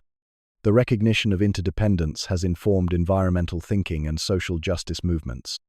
The understanding of suffering and its causes has contributed to more compassionate approaches to mental health and addiction treatment. Perhaps most importantly, the Buddha's insight into the nature of suffering and the possibility of its cessation offers hope that transcends cultural and religious boundaries. In a world marked by conflict, inequality, and environmental destruction, the teaching that suffering is not inevitable, that it arises from causes that can be understood and addressed, provides a foundation for meaningful action and genuine optimism. In the stillness beneath the Bodhi tree, where the Buddha achieved his great awakening, we can still sense the presence of the profound peace that comes from finally understanding the nature of our deepest longings and the path to their fulfillment. Here, in the gentle recognition that suffering ends when craving ceases, lies an invitation to discover the happiness that is always available when we stop looking for it in all the wrong places. Ashoka's scholars' Ethics of Empire. Across the vast expanse of the Indian subcontinent, from the mountains of Afghanistan to the forests of Bengal, carved into rocks and inscribed on pillars, the edicts of Emperor Ashoka stand as monuments to one of history's most remarkable attempts to govern according to philosophical principles. In the 3rd century BCE, this ruler of the Mauryan Empire, which stretched across most of present-day India, Pakistan, and Afghanistan, transformed from a conquering warlord into a patron of Buddhist ethics, creating a new model for how power might be exercised with compassion and wisdom. The transformation began with horror. After conquering the independent kingdom of Kalinga in a campaign that left over 100, 0 dead, and 150, 0 deported, Ashoka experienced what can only be described as a moral awakening. The Buddhist sources describe his remorse at the suffering he had caused. His recognition that victory achieved through violence was ultimately hollow, and his determination to find a better way to rule his vast empire. The edicts that resulted from this conversion, inscribed in local languages across his territories, reveal a ruler grappling with the practical challenges of implementing Buddhist principles on a massive scale. How do you govern diverse populations with different customs and beliefs? How do you maintain order without resorting to violence? How do you promote virtue without imposing tyranny? These questions, which Ashoka and his advisors struggled to answer, remain relevant to anyone concerned with ethical leadership and social organization. Central to Ashoka's approach was the concept of Dharma term that encompasses duty, righteousness, and moral law. Though clearly influenced by Buddhist teachings, Ashoka's Dhamma was deliberately non-sectarian, emphasizing universal principles that could guide people of all faiths: compassion for all living beings, truthfulness in speech, generosity toward those in need, and respect for parents, teachers, and elders. The emperor's commitment to non-violence extended far beyond the battlefield. His edicts describe the establishment of hospitals for both humans and animals, the planting of medicinal herbs, the digging of wells, and the construction of roads to facilitate trade and communication. Perhaps most remarkably, he restricted the royal kitchen's use of meat and eventually banned animal sacrifice throughout his territory, a revolutionary policy in societies where such practices were deeply embedded in religious tradition. This concern for animal welfare reflected a sophisticated understanding of the interconnectedness of all life. The Buddhist principle of dependent origination, the idea that all phenomena arise in dependence upon multiple causes and conditions, provided a philosophical foundation for policies that recognized the welfare of humans, animals, and the environment as fundamentally linked. Ashoka's edicts speak of forests to be protected, animals to be preserved, and the natural world to be treated with respect rather than simply exploited. The practical implementation of these ideals required a new kind of government bureaucracy. Ashoka created a class of officials called Dharma ministers, Dharma Mahamatras, whose responsibility was not tax collection or military organization but moral education and welfare administration. These officials were charged with promoting virtuous behavior, resolving disputes peacefully, and ensuring that the emperor's policies were implemented with compassion rather than harsh enforcement. This represented a fundamental shift in how government was conceived. Rather than existing primarily to maintain order and extract resources, the state became an instrument for promoting human flourishing and spiritual development. The Dharma ministers were expected to be moral exemplars as well as administrators, demonstrating through their own conduct the virtues they were charged with promoting among the people. The emperor's approach to religious diversity was equally innovative. Rather than imposing Buddhist doctrine on his subjects, Ashoka promoted religious tolerance and dialogue. His edicts encourage respect for all religious traditions while emphasizing the common ethical principles that unite different faiths. He established a precedent for secular governance that respects religious diversity while promoting shared moral values. This tolerance was not merely pragmatic, though it certainly helped maintain peace in a diverse empire, but reflected a deep philosophical understanding of the limitations of religious authority.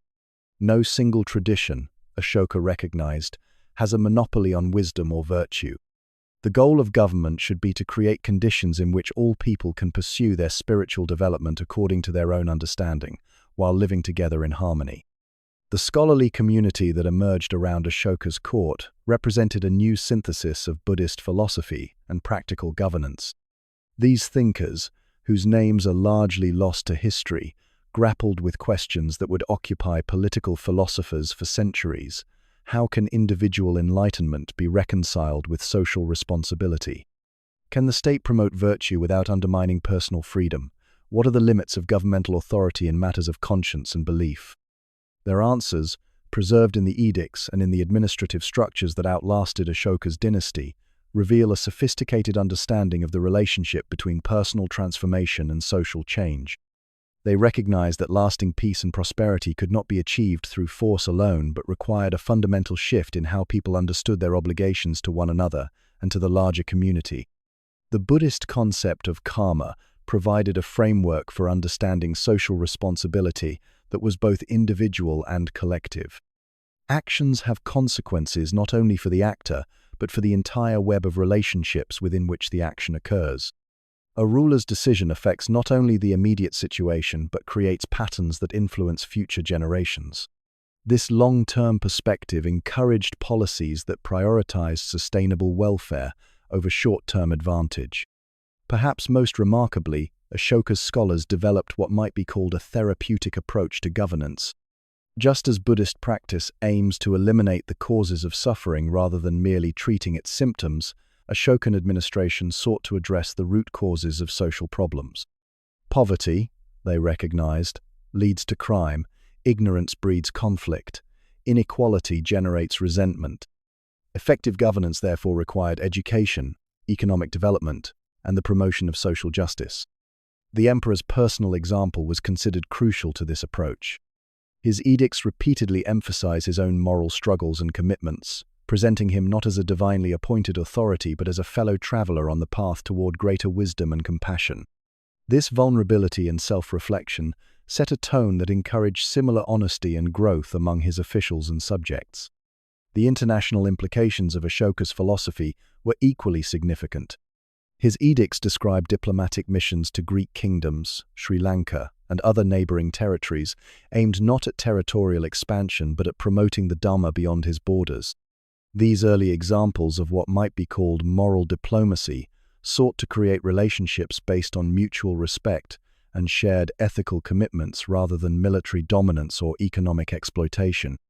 The scholarly achievement of Ashoka's reign extended beyond political theory to practical innovations in administration, law, and social welfare. The empire developed sophisticated systems for delivering justice that emphasized reconciliation over punishment, rehabilitation over retribution. Courts were instructed to consider the circumstances and motivations behind crimes, seeking solutions that would prevent future harm rather than simply inflicting suffering on wrongdoers. Educational initiatives promoted not only literacy and technical skills, but moral development and critical thinking. The goal was to create citizens capable of participating thoughtfully in social life, understanding their responsibilities to the community, while maintaining their individual dignity and freedom. This educational philosophy influenced the development of Buddhist universities like Nalanda and Taxila, which became centers of learning that attracted students from across Asia. The economic policies of the Ashokan state reflected similar concerns with sustainability and equity. Trade was regulated to prevent exploitation, markets were supervised to ensure fair dealing, and public works projects provided employment while building infrastructure that benefited all citizens. The emperor's edicts speak of his personal attention to these matters, his accessibility to petitioners, and his commitment to treating all subjects with equal concern regardless of their social status. The decline of the Mauryan Empire after Ashoka's death does not diminish the significance of this experiment in ethical governance. The principles articulated during his reign continued to influence political thought throughout Asia, providing a model for rulers who sought to balance effectiveness with compassion, authority with humility, and individual welfare with collective good. The Buddhist scholars of Ashoka's court also contributed to the development of international law and diplomatic practice. Their emphasis on dialogue, negotiation, and mutual understanding as alternatives to military conflict anticipated modern approaches to international relations. The idea that different societies could coexist peacefully while maintaining their distinct identities, united by shared ethical commitments rather than cultural uniformity, remains relevant to contemporary efforts at global cooperation. Perhaps most enduringly, the Ashokan synthesis demonstrated that philosophical principles need not remain abstract ideals but can be translated into practical policies that improve human welfare. The scholars who worked to implement Dhamma across the empire showed that the gap between theory and practice, between spiritual insight and social action, can be bridged through careful thought, patient effort, and unwavering commitment to the welfare of all beings. The rock edicts that survive across the Indian subcontinent continue to speak across the centuries, their messages of compassion, tolerance, and moral responsibility as relevant today as they were in Ashoka's time. In an age when political power is often exercised without reference to ethical principles, when governance is reduced to the management of competing interests rather than the promotion of human flourishing, the example of Ashoka's scholars reminds us that another way is possible. In the administrative councils where Buddhist philosophers translated spiritual insights into governmental policies, in the courts where judges sought restoration rather than revenge, in the hospitals and schools built with public resources for the benefit of all citizens, we see the flowering of a vision that recognized the ultimate unity of personal liberation and social justice. Here, in the dusty archives of an ancient empire, lie the blueprints for a politics guided not by the will to power, but by the aspiration to reduce suffering and increase happiness for all sentient beings. Augustine Restless Hearts. In a garden in Milan, beneath an aging fig tree, a man in his 30s sat weeping over the direction his life had taken. Augustine of Hippo, future saint and theologian, had reached a moment of profound spiritual crisis. Despite his success as a teacher of rhetoric, despite his intellectual achievements and social standing, he felt empty and divided against himself. It was here, in this moment of despair, that he heard a child's voice calling, "Tolej, take up," and read, leading him to open the scriptures and discover the words that would transform not only his own life, but the entire trajectory of Western thought. Augustine lived at a pivotal moment in history, as the Roman Empire was giving way to new political and cultural realities. Born in 354 CE in the North African town of Thagaste, he witnessed the collision between classical philosophy and Christian revelation, between the confident rationalism of ancient thought and the emerging emphasis on faith, grace, and divine mystery. His genius lay in creating a synthesis that would shape both theology and philosophy for over 1,000 years. The Confessions, Augustine's spiritual autobiography, reveals a mind of extraordinary honesty and psychological insight. Unlike the ancient philosophers who typically presented themselves as models of wisdom and virtue, Augustine exposed his own struggles with pride, lust, ambition, and doubt. He described the restlessness of the human heart, its constant search for satisfaction in created things, and the gradual recognition that our hearts are restless until they rest in you, O God. This restlessness was not merely personal but universal, Augustine argued. All human beings are caught between two loves, the love of God and the love of self. The love of God leads to humility, service, and true happiness. The love of self leads to pride, domination, and ultimate misery. This fundamental division explains both the nobility and the wretchedness of human nature, our capacity for both great good and terrible evil. The problem of evil had long puzzled philosophers and theologians. If God is all-powerful and perfectly good, why does evil exist? Augustine's answer, developed through years of struggle with this question, was that evil is not a positive reality created by God, but rather the absence or corruption of good. Like darkness, which is simply the absence of light, evil represents the turning away from God toward lesser goods or the distortion of natural desires. This understanding emerged partly from Augustine's own experience with the Manichaean religion, which taught that good and evil were equal and eternal principles locked in cosmic struggle. Finding this dualistic explanation ultimately unsatisfying, Augustine came to see evil as parasitic on good, having no independent existence. Sin represents the misdirection of natural human capacities, the will, reason, and desire toward inappropriate objects rather than toward God. The question of human freedom and divine grace became central to Augustine's mature theology. His early writings emphasized human responsibility and the capacity to choose good or evil. But his later experiences, particularly his debates with the British monk Pelagius, led him to stress the limitations of human will and the necessity of divine grace for salvation. This was not abstract theological speculation, but reflection on lived experience. Augustine had tried to reform his life through willpower alone and found himself unable to overcome deeply ingrained habits and desires.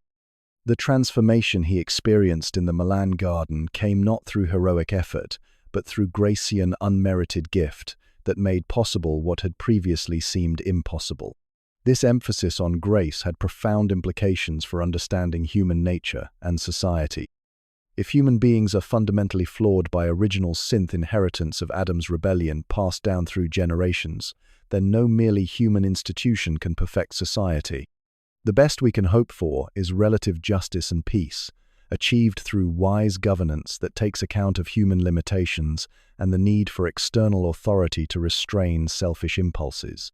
In The City of God, Augustine developed a philosophy of history that contrasted two cities or societies: the earthly city, built on self-love and domination, and the city of God, built on love of God and neighbor.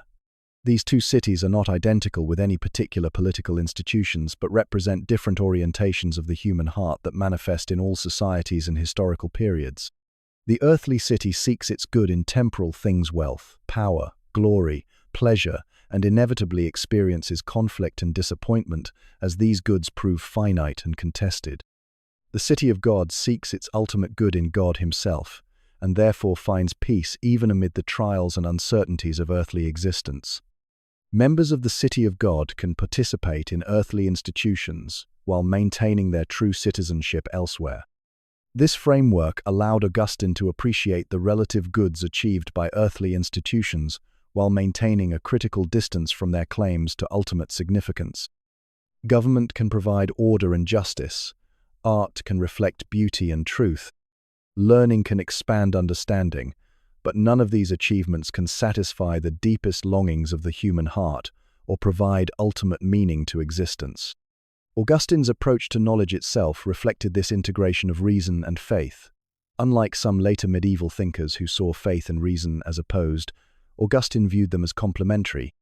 Reason could discover many truths about the natural world and human experience, but the most important truths about God, salvation, and the ultimate meaning of existence required revelation and faith. Yet faith was not irrational, but rather the foundation that made rational inquiry possible. I believe in order to understand, Augustine wrote, expressing his conviction that certain fundamental commitments about the nature of reality must precede and guide rational investigation.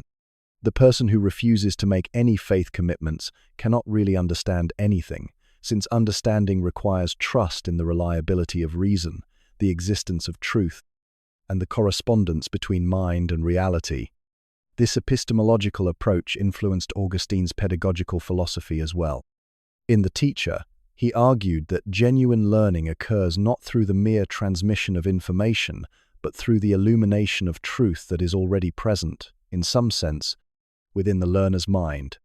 The human teacher can point toward truth and provide occasions for discovery, but true understanding comes through an inner teacher, the presence of God, within the soul that enables recognition of eternal truths. Augustine's psychological insights anticipated many developments in later philosophy and psychology. His analysis of memory, will, and understanding in De Trinitate explored the structure of human consciousness with remarkable subtlety. His recognition of unconscious motivations, the divided nature of the will, and the role of habit in shaping behavior prefigured insights that would not be fully developed until the modern period. The influence of Augustine's thought on subsequent history can hardly be overstated. Medieval scholastics like Thomas Aquinas built on his synthesis of classical philosophy and Christian doctrine. Protestant reformers like Luther and Calvin found in his emphasis on grace and human sinfulness support for their understanding of salvation. Modern philosophers from Descartes to Kierkegaard engage with questions he first posed about the relationship between certainty and doubt, reason and will, individual experience, and universal truth. Perhaps most enduringly, Augustine articulated a vision of human dignity that could acknowledge both the grandeur and the misery of human existence. Human beings are created in the image of God and therefore possess inherent worth and the capacity for relationship with their Creator. Yet they are also fallen creatures, marked by sin and limitation, incapable of achieving perfection through their own efforts. This balanced anthropology avoided both the naive optimism that expects human nature to be easily perfected and the cynical pessimism that sees no hope for improvement. It provided a foundation for realistic social and political arrangements that could work with human nature as it actually is, rather than as idealistic theory might wish it to be. In the North African monasteries where Augustine spent his final years as Bishop of Hippo, surrounded by books and engaged in constant correspondence with theologians across the Roman world, he continued to explore the implications of his fundamental insight about the restless human heart. Here, in the intersection between classical learning and Christian wisdom, between philosophical rigor and spiritual experience, he created a synthesis that would nourish Western civilization through its darkest periods and continue to illuminate the human condition long after the political structures of his time had crumbled into dust.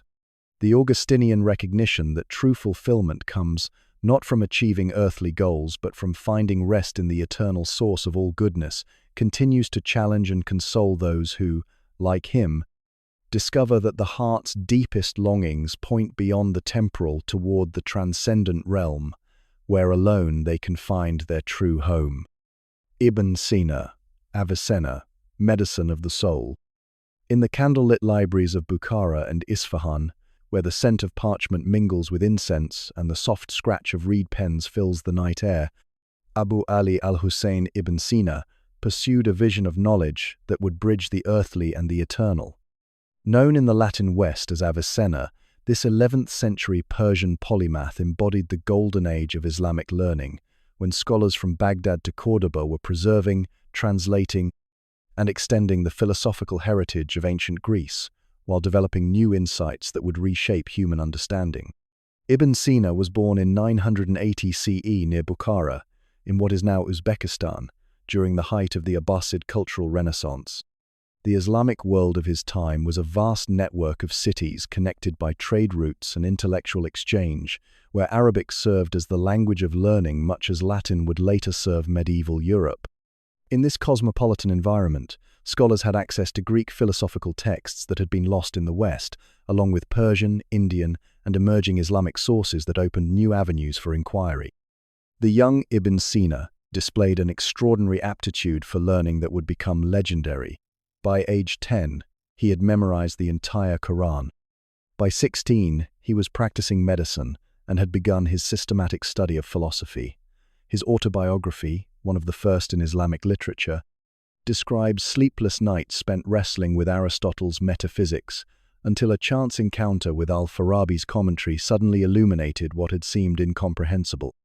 This integration of diverse sources became characteristic of Ibn Sina's approach to knowledge. Unlike scholars who remained within narrow disciplinary boundaries, he saw philosophy, medicine, mathematics, theology, and natural science as interconnected aspects of a single quest for understanding. His masterwork, The Healing, Al-Shifa, attempted nothing less than a complete encyclopedia of human knowledge, organized according to philosophical principles but informed by empirical observation and practical experience. Central to Ibn Sina's philosophy was his famous thought experiment known as the flying man or floating man argument. Imagine, he suggested, a human being created in an instant, suspended in void, unable to see or touch anything, with no sensory input whatsoever. Would this person be aware of their own existence? Ibn Sina argued yes, we would still have immediate, indubitable knowledge of our own consciousness, even without any knowledge of our physical body or external world. This argument anticipated by centuries Descartes' famous cogito ergo sum, and established the certainty of self-consciousness as a foundation for further knowledge. But Ibn Sina's purpose was not merely epistemological. He was arguing for the immaterial nature of the soul, its independence from bodily conditions, and therefore its potential for survival after death. The soul, he concluded, is a spiritual substance that uses the body as an instrument, but is not identical with it. This understanding of soul and body had profound implications for his medical practice, which was based on treating the whole person rather than merely addressing physical symptoms. Ibn Sina's Canon of Medicine became the standard medical textbook in both the Islamic world and medieval Europe, remaining in use until the 17th century. Its approach was holistic, recognizing that mental and spiritual states affect physical health and that effective treatment must address all aspects of human nature. The relationship between reason and revelation posed particular challenges for Islamic philosophers of Ibn Sina's era. How could the insights of Greek philosophy be reconciled with Quranic teaching? How could rational demonstration coexist with prophetic revelation? Ibn Sina's answer was characteristically systematic. Both reason and revelation are sources of truth, but they operate at different levels and serve different purposes. Philosophical demonstration, achieved through rigorous logical analysis, can establish necessary truths about the nature of reality, the existence of God, the immortality of the soul, the structure of the cosmos. But this knowledge remains abstract and theoretical, accessible only to those with the requisite intellectual training.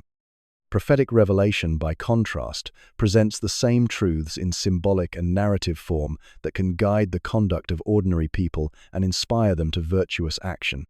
This theory of the double truth was not a dismissal of religious authority, but an attempt to show how philosophical and religious understanding could complement each other. The prophet serves as both political leader and teacher, translating eternal truths into practical guidance for human communities. The philosopher pursues the same truths through rational inquiry, confirming through demonstration what revelation presents through symbol and metaphor. Ibn Sina's cosmology reflected this integration of rational and revelatory sources. Following Aristotelian principles but adapting them to Islamic theology, he envisioned a universe emanating from God through a series of intelligences that govern the celestial spheres.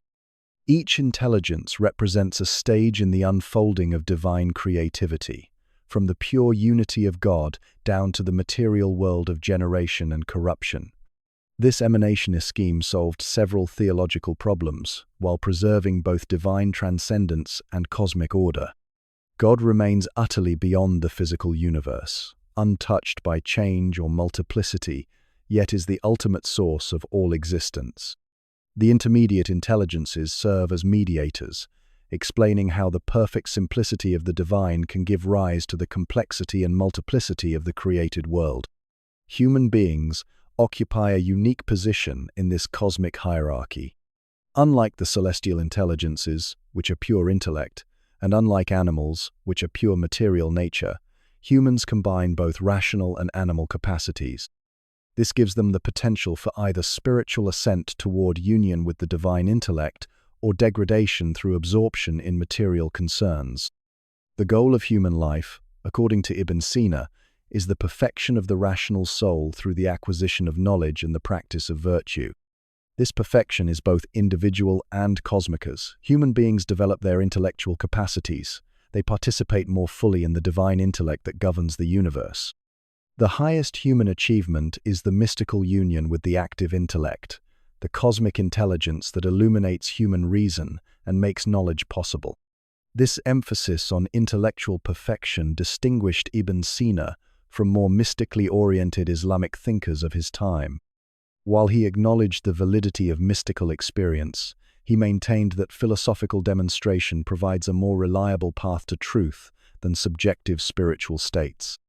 The mystic may achieve temporary union with higher realities, but the philosopher develops systematic knowledge that can be tested, verified, and transmitted to others. Ibn Sina's influence on subsequent Islamic philosophy was enormous, but his impact on the Latin West was equally significant. His works were translated into Latin during the 12th century and became central texts in medieval European universities. Thomas Aquinas engaged extensively with Ibn Sina's arguments, particularly regarding the nature of the soul and the relationship between essence and existence. Duns Scotus developed his own philosophical positions partly in response to Avicennian themes. The medical writings had an even broader influence, shaping medical education and practice throughout Europe for centuries. Ibn Sina's emphasis on systematic observation, his classification of diseases, his understanding of contagion, and his integration of psychological and physical factors in diagnosis and treatment established principles that remain relevant to medical practice today. Perhaps most significantly, Ibn Sina demonstrated that philosophical rigor and religious commitment need not conflict but can enrich and support each other. His life and work embodied the Islamic conviction that seeking knowledge is a religious obligation, that understanding the natural world reveals the wisdom and power of its creator, and that intellectual excellence serves both human flourishing and divine worship. In the scholarly circles where Ibn Sina taught and learned, surrounded by students from across the known world, copying manuscripts by lamplight and debating fundamental questions about existence, knowledge, and human destiny, we see the flowering of a civilization that valued learning above conquest, wisdom above wealth, and the life of the mind as the highest expression of human dignity. The questions that occupied Ibn Sina: how can we achieve certain knowledge? What is the relationship between mind and body?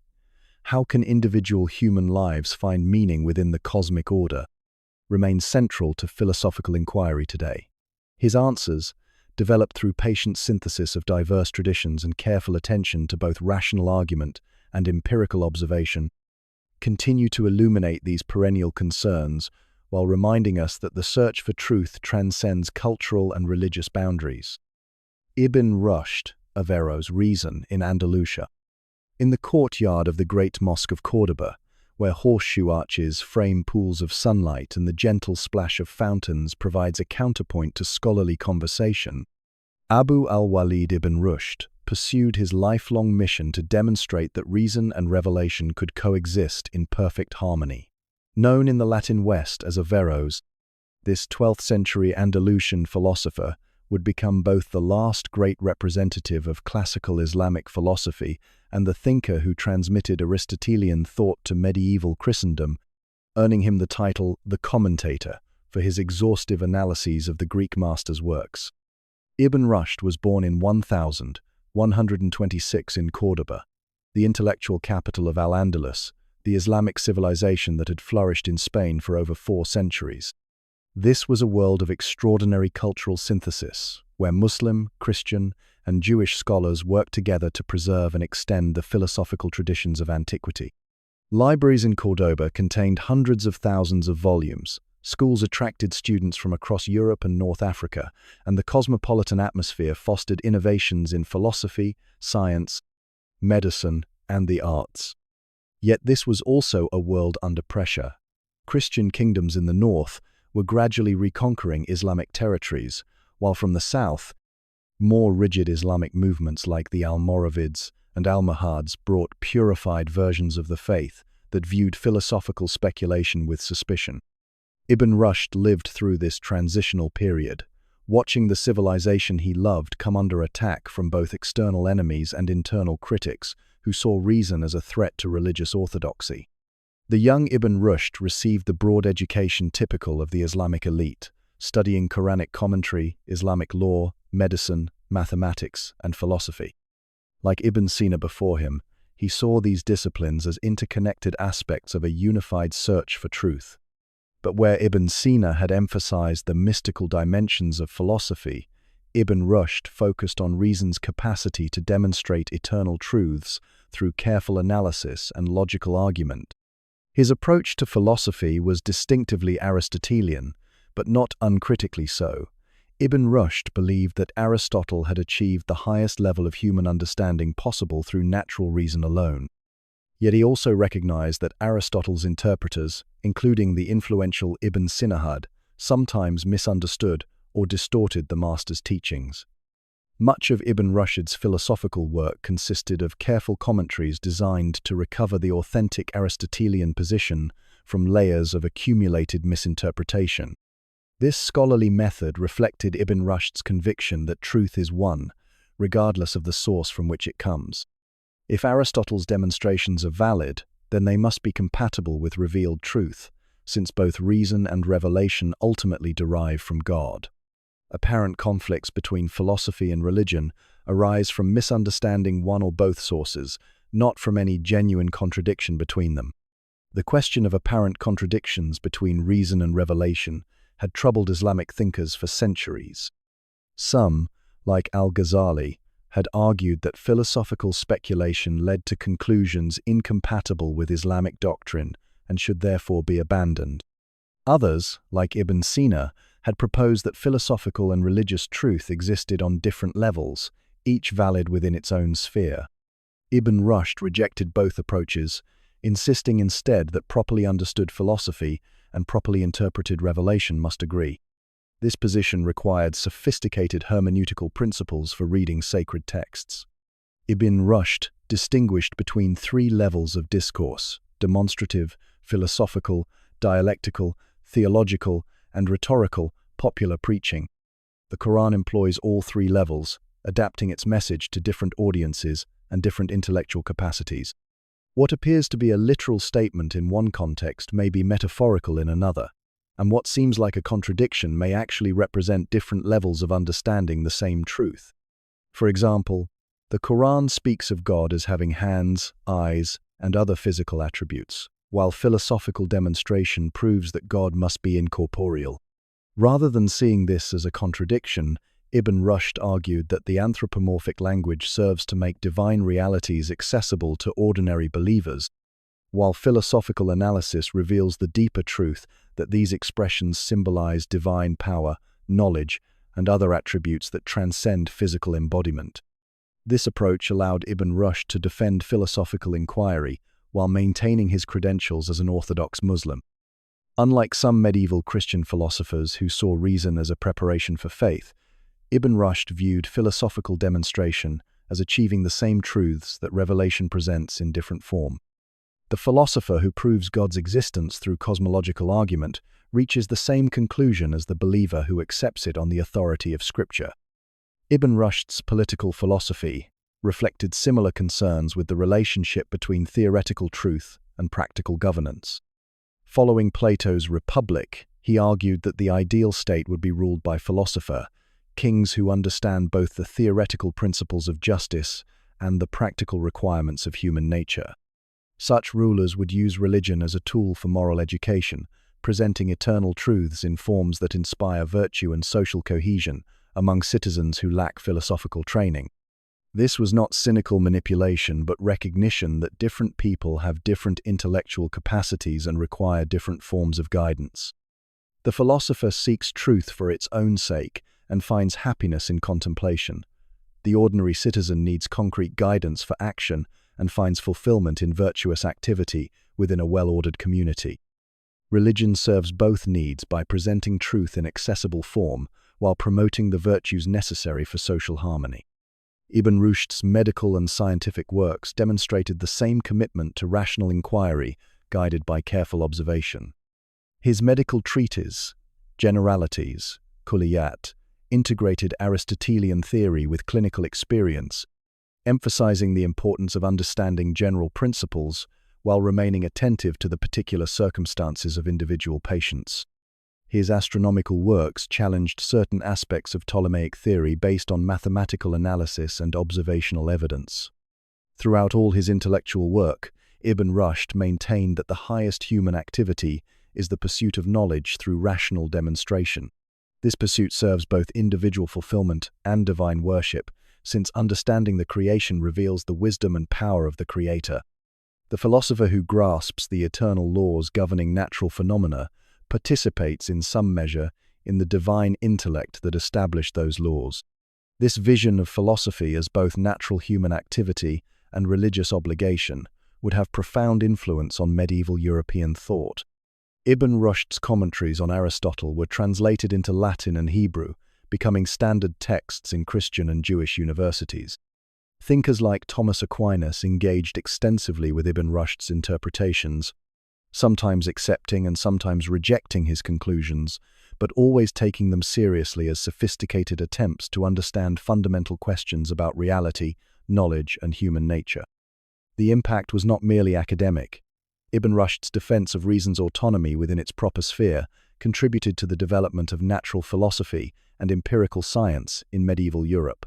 His argument that philosophical demonstration and religious faith addressed the same truths in different ways provided a framework for scholars who wanted to pursue rational inquiry without abandoning their religious commitments.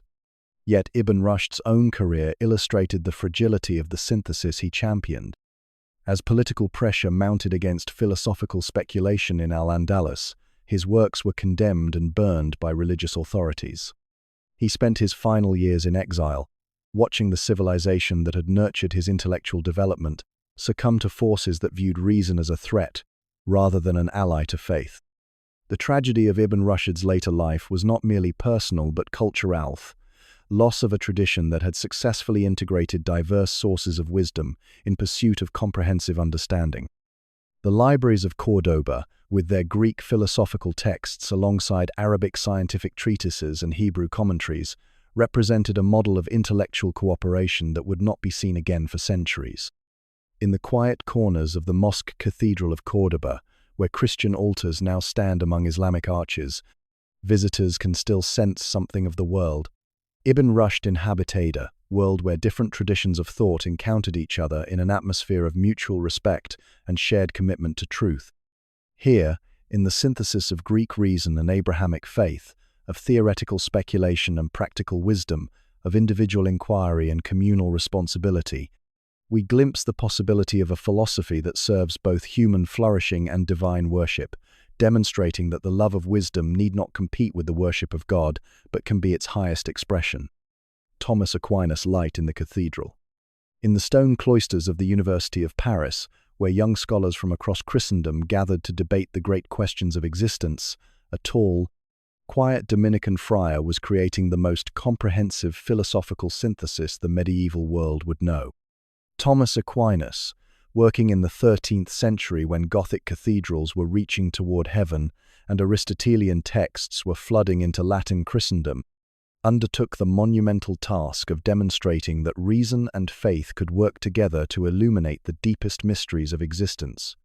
Thomas was born around 1225 into the minor nobility of southern Italy, during a time when Europe was awakening from what later historians would call the Dark Ages. The rediscovery of Aristotle's complete works, preserved and commented upon by Islamic philosophers like Ibn Sina and Ibn Rushd, was revolutionizing Christian thought. These texts presented a vision of reality based on rational demonstration rather than revealed authority, raising fundamental questions about the relationship between philosophy and theology, reason and faith, natural knowledge and supernatural truth. The intellectual crisis was profound. Aristotle seemed to prove that the world was eternal rather than created, that the soul was mortal rather than immortal, and that divine providence operated through natural laws rather than particular interventions. Some Christian thinkers, following the lead of earlier authorities like Augustine, argued that these philosophical conclusions should be rejected as incompatible with Christian doctrine. Others, influenced by Islamic and Jewish philosophers, suggested that philosophical and religious truth existed on separate levels, each valid within its own sphere. Thomas proposed a third way. Rather than rejecting Aristotelian philosophy or compartmentalizing truth, he undertook to show that properly understood reason and properly interpreted revelation were fundamentally compatible. The same God who revealed himself in Scripture had created the natural world and endowed human beings with rational faculties. Therefore, the truths discovered through careful reasoning about the natural world must ultimately harmonize with the truths accepted through faith in divine revelation. This synthesis required extraordinary intellectual confidence and systematic rigor.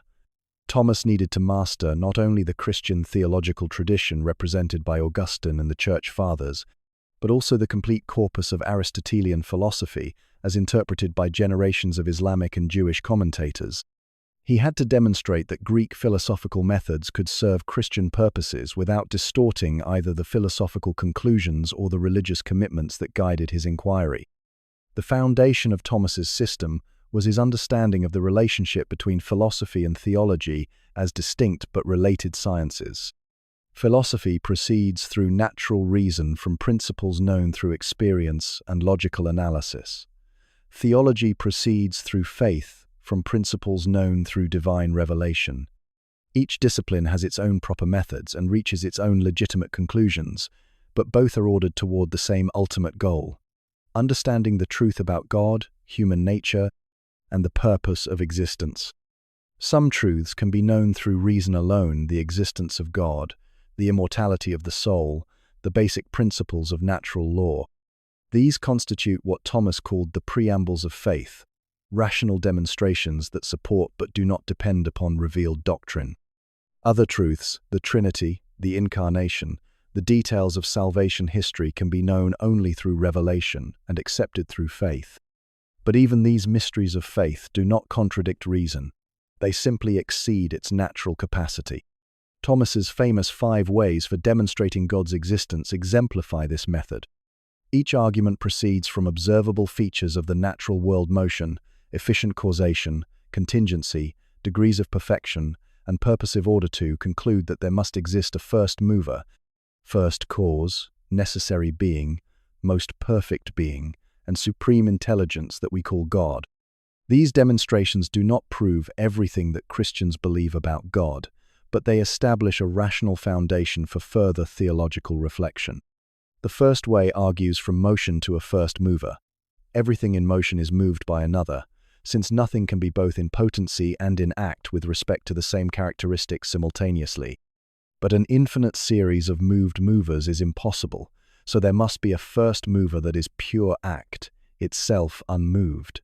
This we understand to be God. The second way argues from efficient causation to a first cause. Every effect requires a cause, and every cause is itself an effect of some prior cause.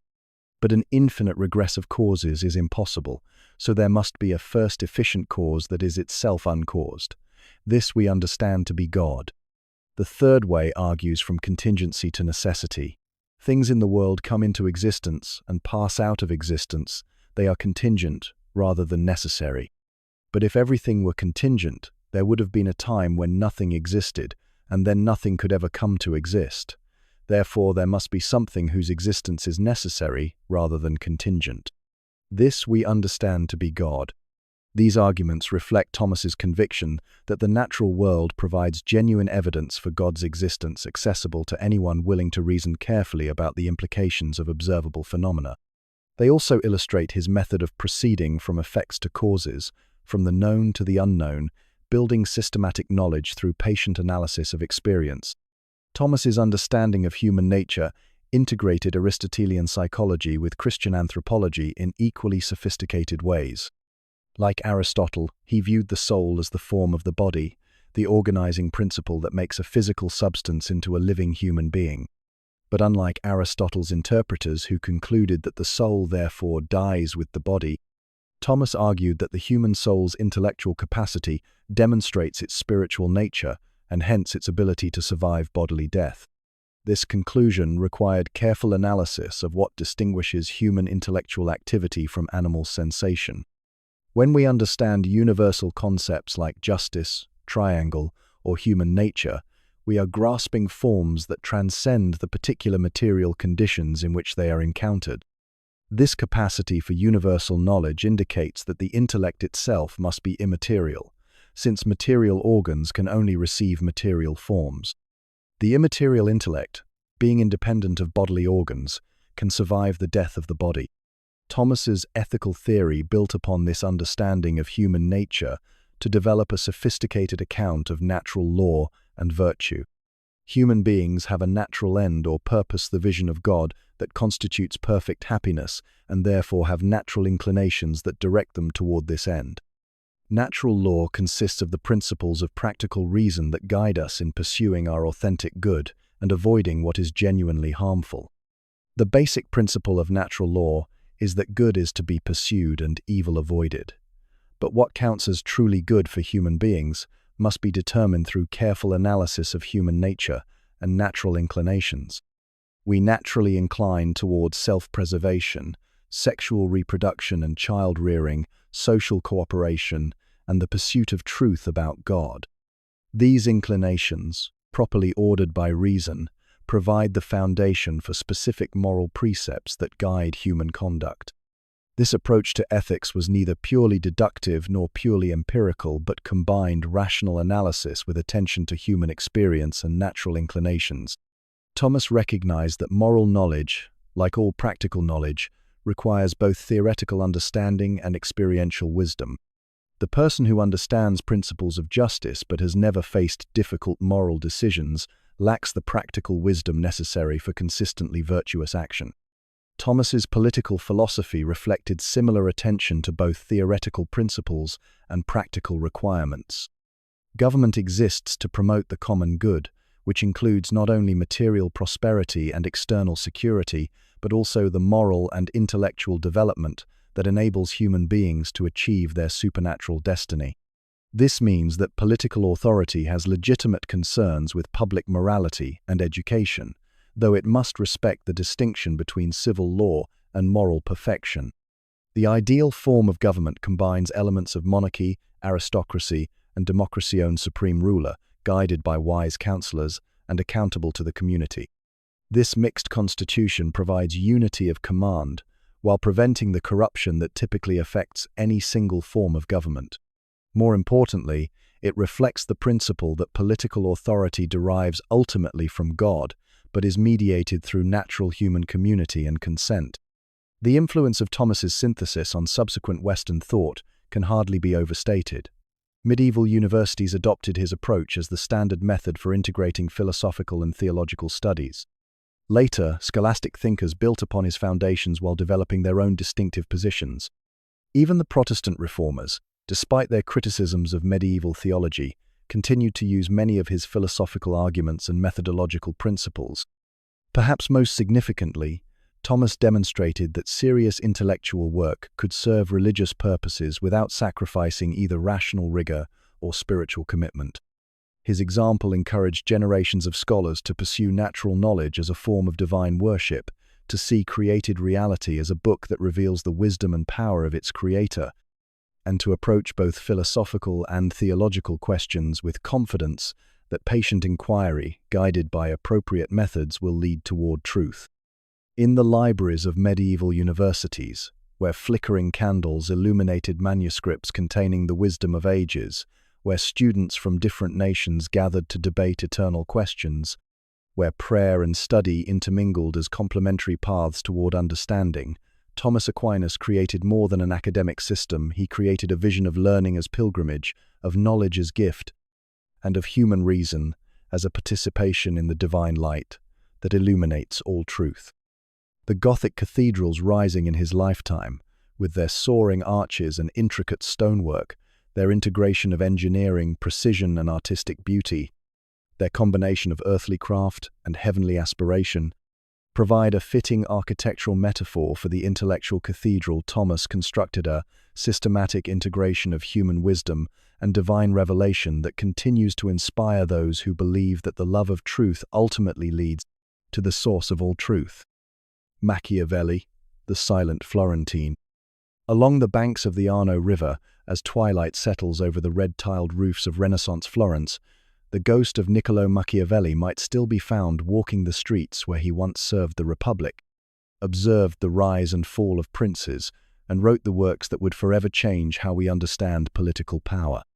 In his small study, surrounded by the classical authors he loved, Machiavelli created a new kind of political philosophione that examined how power actually operates rather than how it ideally should, one that acknowledged the gap between moral aspiration and political necessity. Machiavelli was born in 1469 into a Florence that stood at the crossroads between medieval and modern worlds. The city-state that had produced Dante and Giotto was now the banking capital of Europe, its merchants and bankers financing kingdoms and papal courts across the continent. Yet this prosperity was precarious, dependent on a delicate balance of power among rival Italian states and vulnerable to the larger European powers that increasingly viewed Italy as a prize to be conquered rather than a collection of independent entities to be respected. The young Machiavelli received a humanist education that emphasized classical literature, rhetoric, and history. He absorbed the Roman historians Livy, Tacitus, and Sallust who described how republics rise and fall, how virtuous citizens can preserve freedom, and how corruption and ambition destroy even the most carefully constructed institutions. These ancient lessons would profoundly influence his later political analysis, but he would approach them with a realism that his classical models sometimes lacked. In 1498, at the age of 29, Machiavelli was appointed to serve in the Florentine Republic's chancery, giving him direct experience with the practical challenges of governance. For 14 years, he traveled on diplomatic missions, observed the machinations of princes and prelates, and witnessed firsthand how political decisions are actually made. He saw how the idealistic friar Savonarola's moral absolutism led to his downfall, how the brilliant Cesare Borgia combined cunning and ruthlessness to carve out a principality, and how foreign powers manipulated Italian divisions for their own advantage. This experience of political life during one of history's most turbulent periods provided the empirical foundation for Machiavelli's mature political theory. Unlike medieval political philosophers who began with abstract principles about justice and authority, Machiavelli started with observed patterns of human behavior in actual political situations.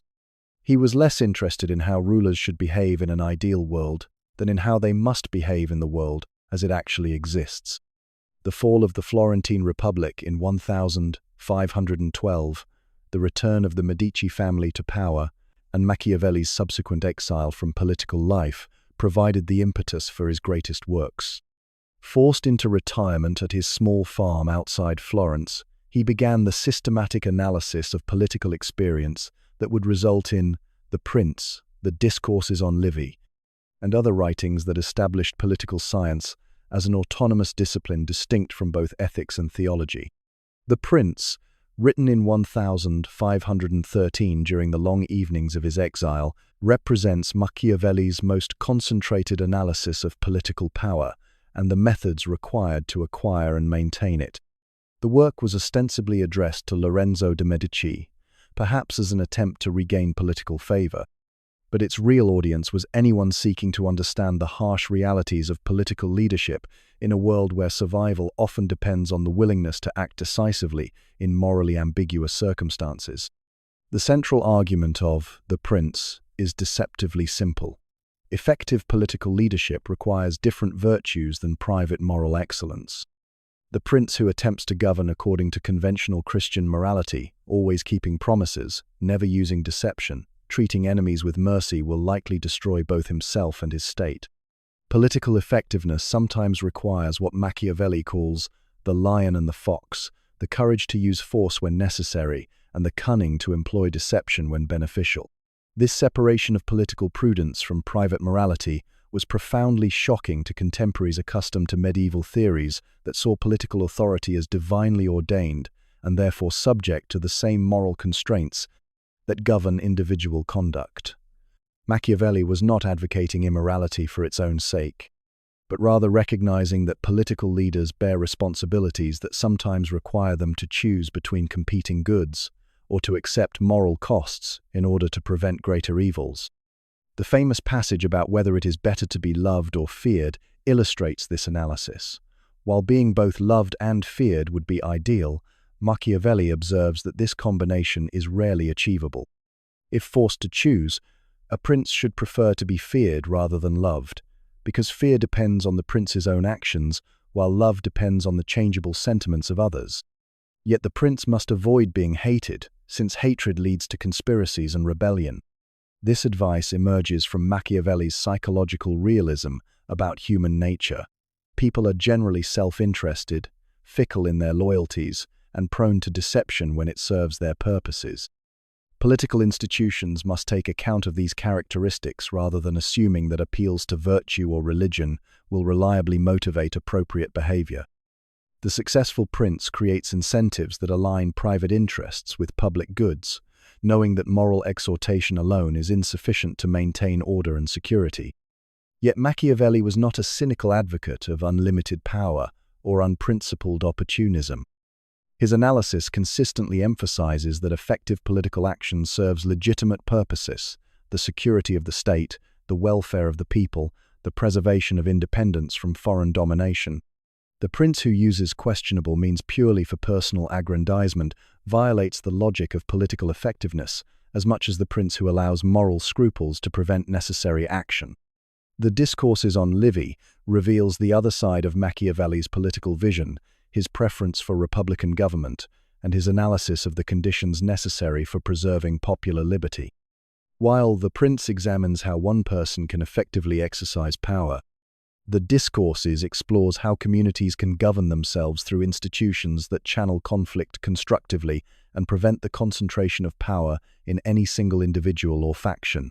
Machiavelli's republicanism was informed by his deep study of Roman history and his direct experience of Florentine self-government. He admired the Roman Republic's ability to expand while maintaining internal freedom, its institutional mechanisms for resolving disputes between different social classes, and its cultivation of civic virtue among citizens willing to sacrifice private interests for the common good. Yet he also recognized that republican institutions are fragile and require constant vigilance to prevent corruption. The key to republican success, according to Machiavelli, lies in maintaining what he calls good orders, institutional arrangements that structure political conflict in productive ways while preventing any single group from dominating others. The Roman system of competing magistrates, popular assemblies, and constitutional procedures created space for different interests to be heard while requiring cooperation for effective action. This institutionalized conflict actually strengthened the Republic by preventing the stagnation that results from false consensus or the tyranny that emerges from suppressed opposition. Central to this analysis is Machiavelli's understanding of virtue concept that differs significantly from conventional notions of virtue.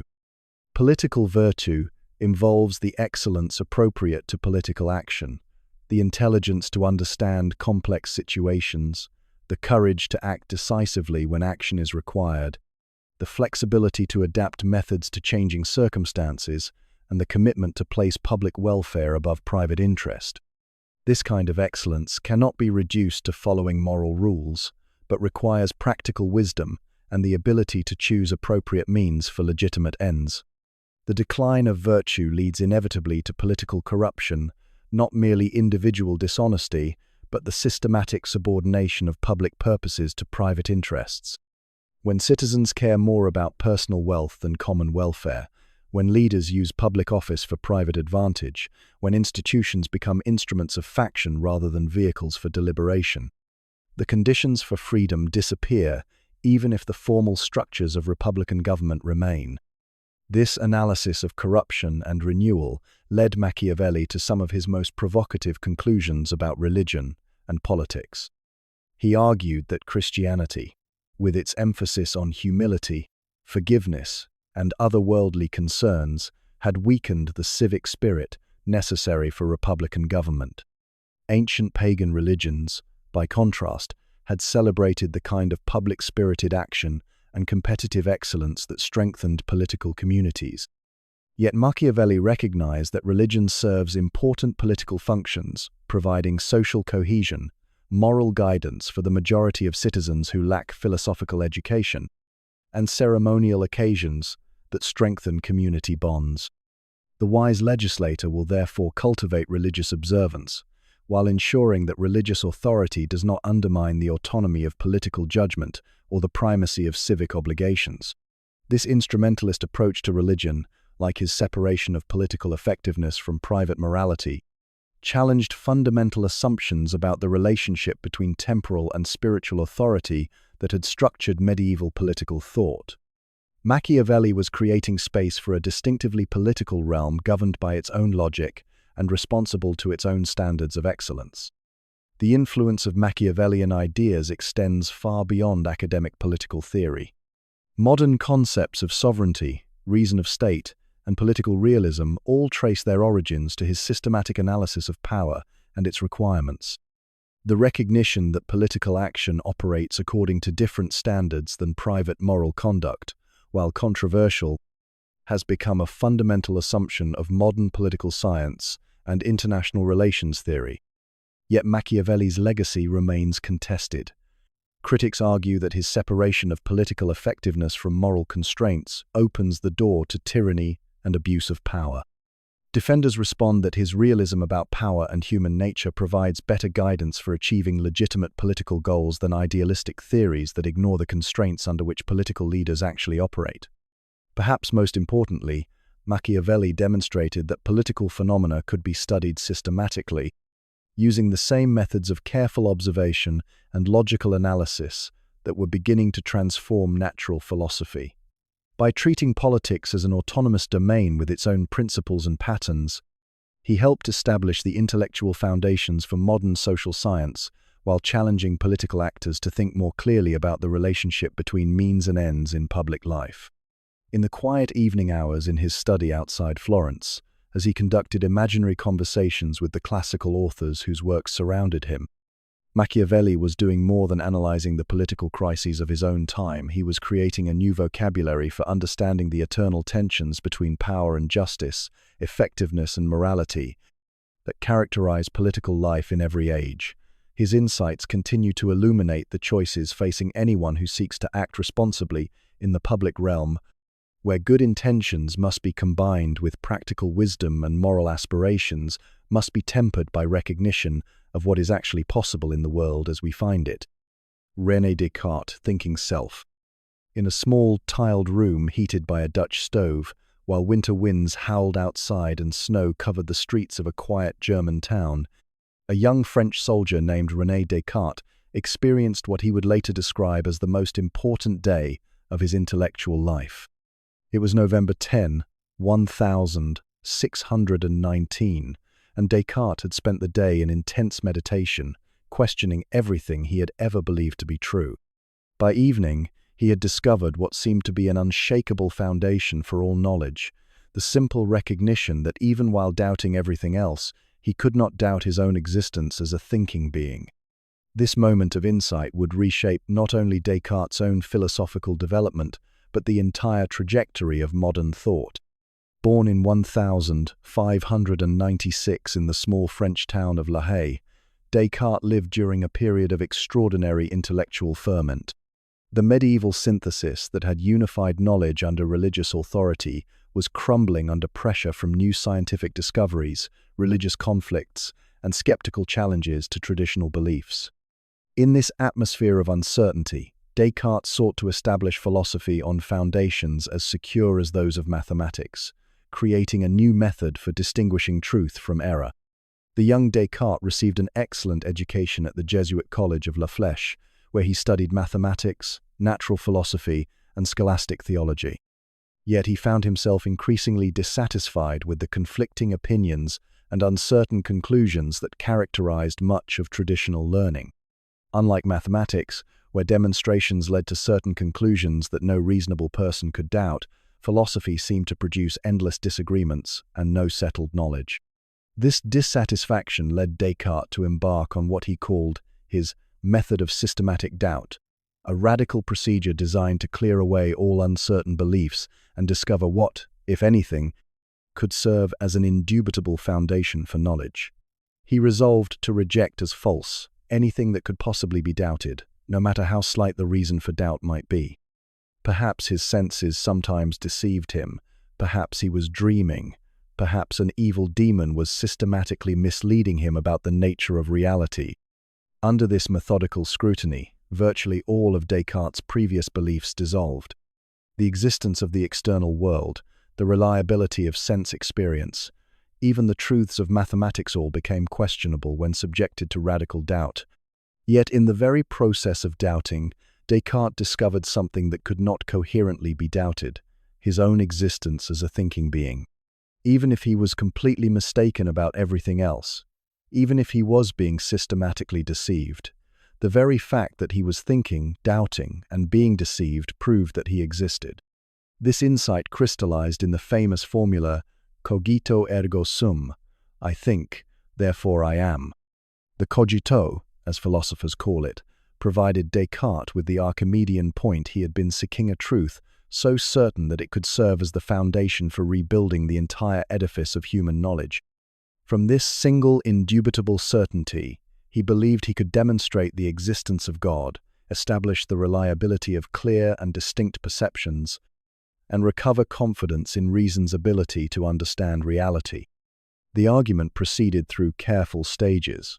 Having established his own existence as a thinking substance, Descartes examined the contents of his mind to discover what else could be known with certainty. Among his ideas, he found the concept of a perfect being idea that seemed too magnificent to have originated from his own imperfect mind. Since the cause of an idea must contain at least as much reality as the idea itself, and since he was finite and imperfect while the idea was of infinite perfection, this idea must have been placed in his mind by a perfect being, namely, God. This proof of God's existence, known as the trademark argument, allowed Descartes to establish divine veracity as the foundation for trusting human reason. A perfect God would not deceive his creatures by giving them faculties that systematically led them into error. Therefore, whatever human reason perceives clearly and distinctly with the same certainty that characterizes the cogito itself must be true. This divine guarantee rescued reason from the skeptical doubts that had threatened to undermine all knowledge. Building on these foundations, Descartes developed a comprehensive account of reality that divided all existence into two fundamental substances: mind, res cogitans, and body, res extensa. Mind is essentially thinking extended, indivisible, and capable of existing independently of matter. Body is essentially extension spatially extended, divisible, and governed by mechanical laws. This dualistic metaphysics provided a clear framework for understanding both human nature and the physical world, while preserving space for free will and religious belief. The implications of Cartesian dualism were profound and controversial. If mind and body are completely different kinds of substances, how can they interact? How does the immaterial soul move the material body or receive information from physical sense organs? Descartes suggested that interaction occurred through the pineal gland, a small structure in the brain that he believed was uniquely suited to serve as the point of contact between mental and physical realms. Yet this solution satisfied few of his contemporaries and created problems that would occupy philosophers for centuries. Despite these difficulties, Cartesian dualism served important, philosophical, and scientific purposes. By clearly distinguishing mental from physical phenomena, it allowed natural philosophers to study the material world according to purely mechanical principles without having to account for purposes, meanings, or spiritual influences.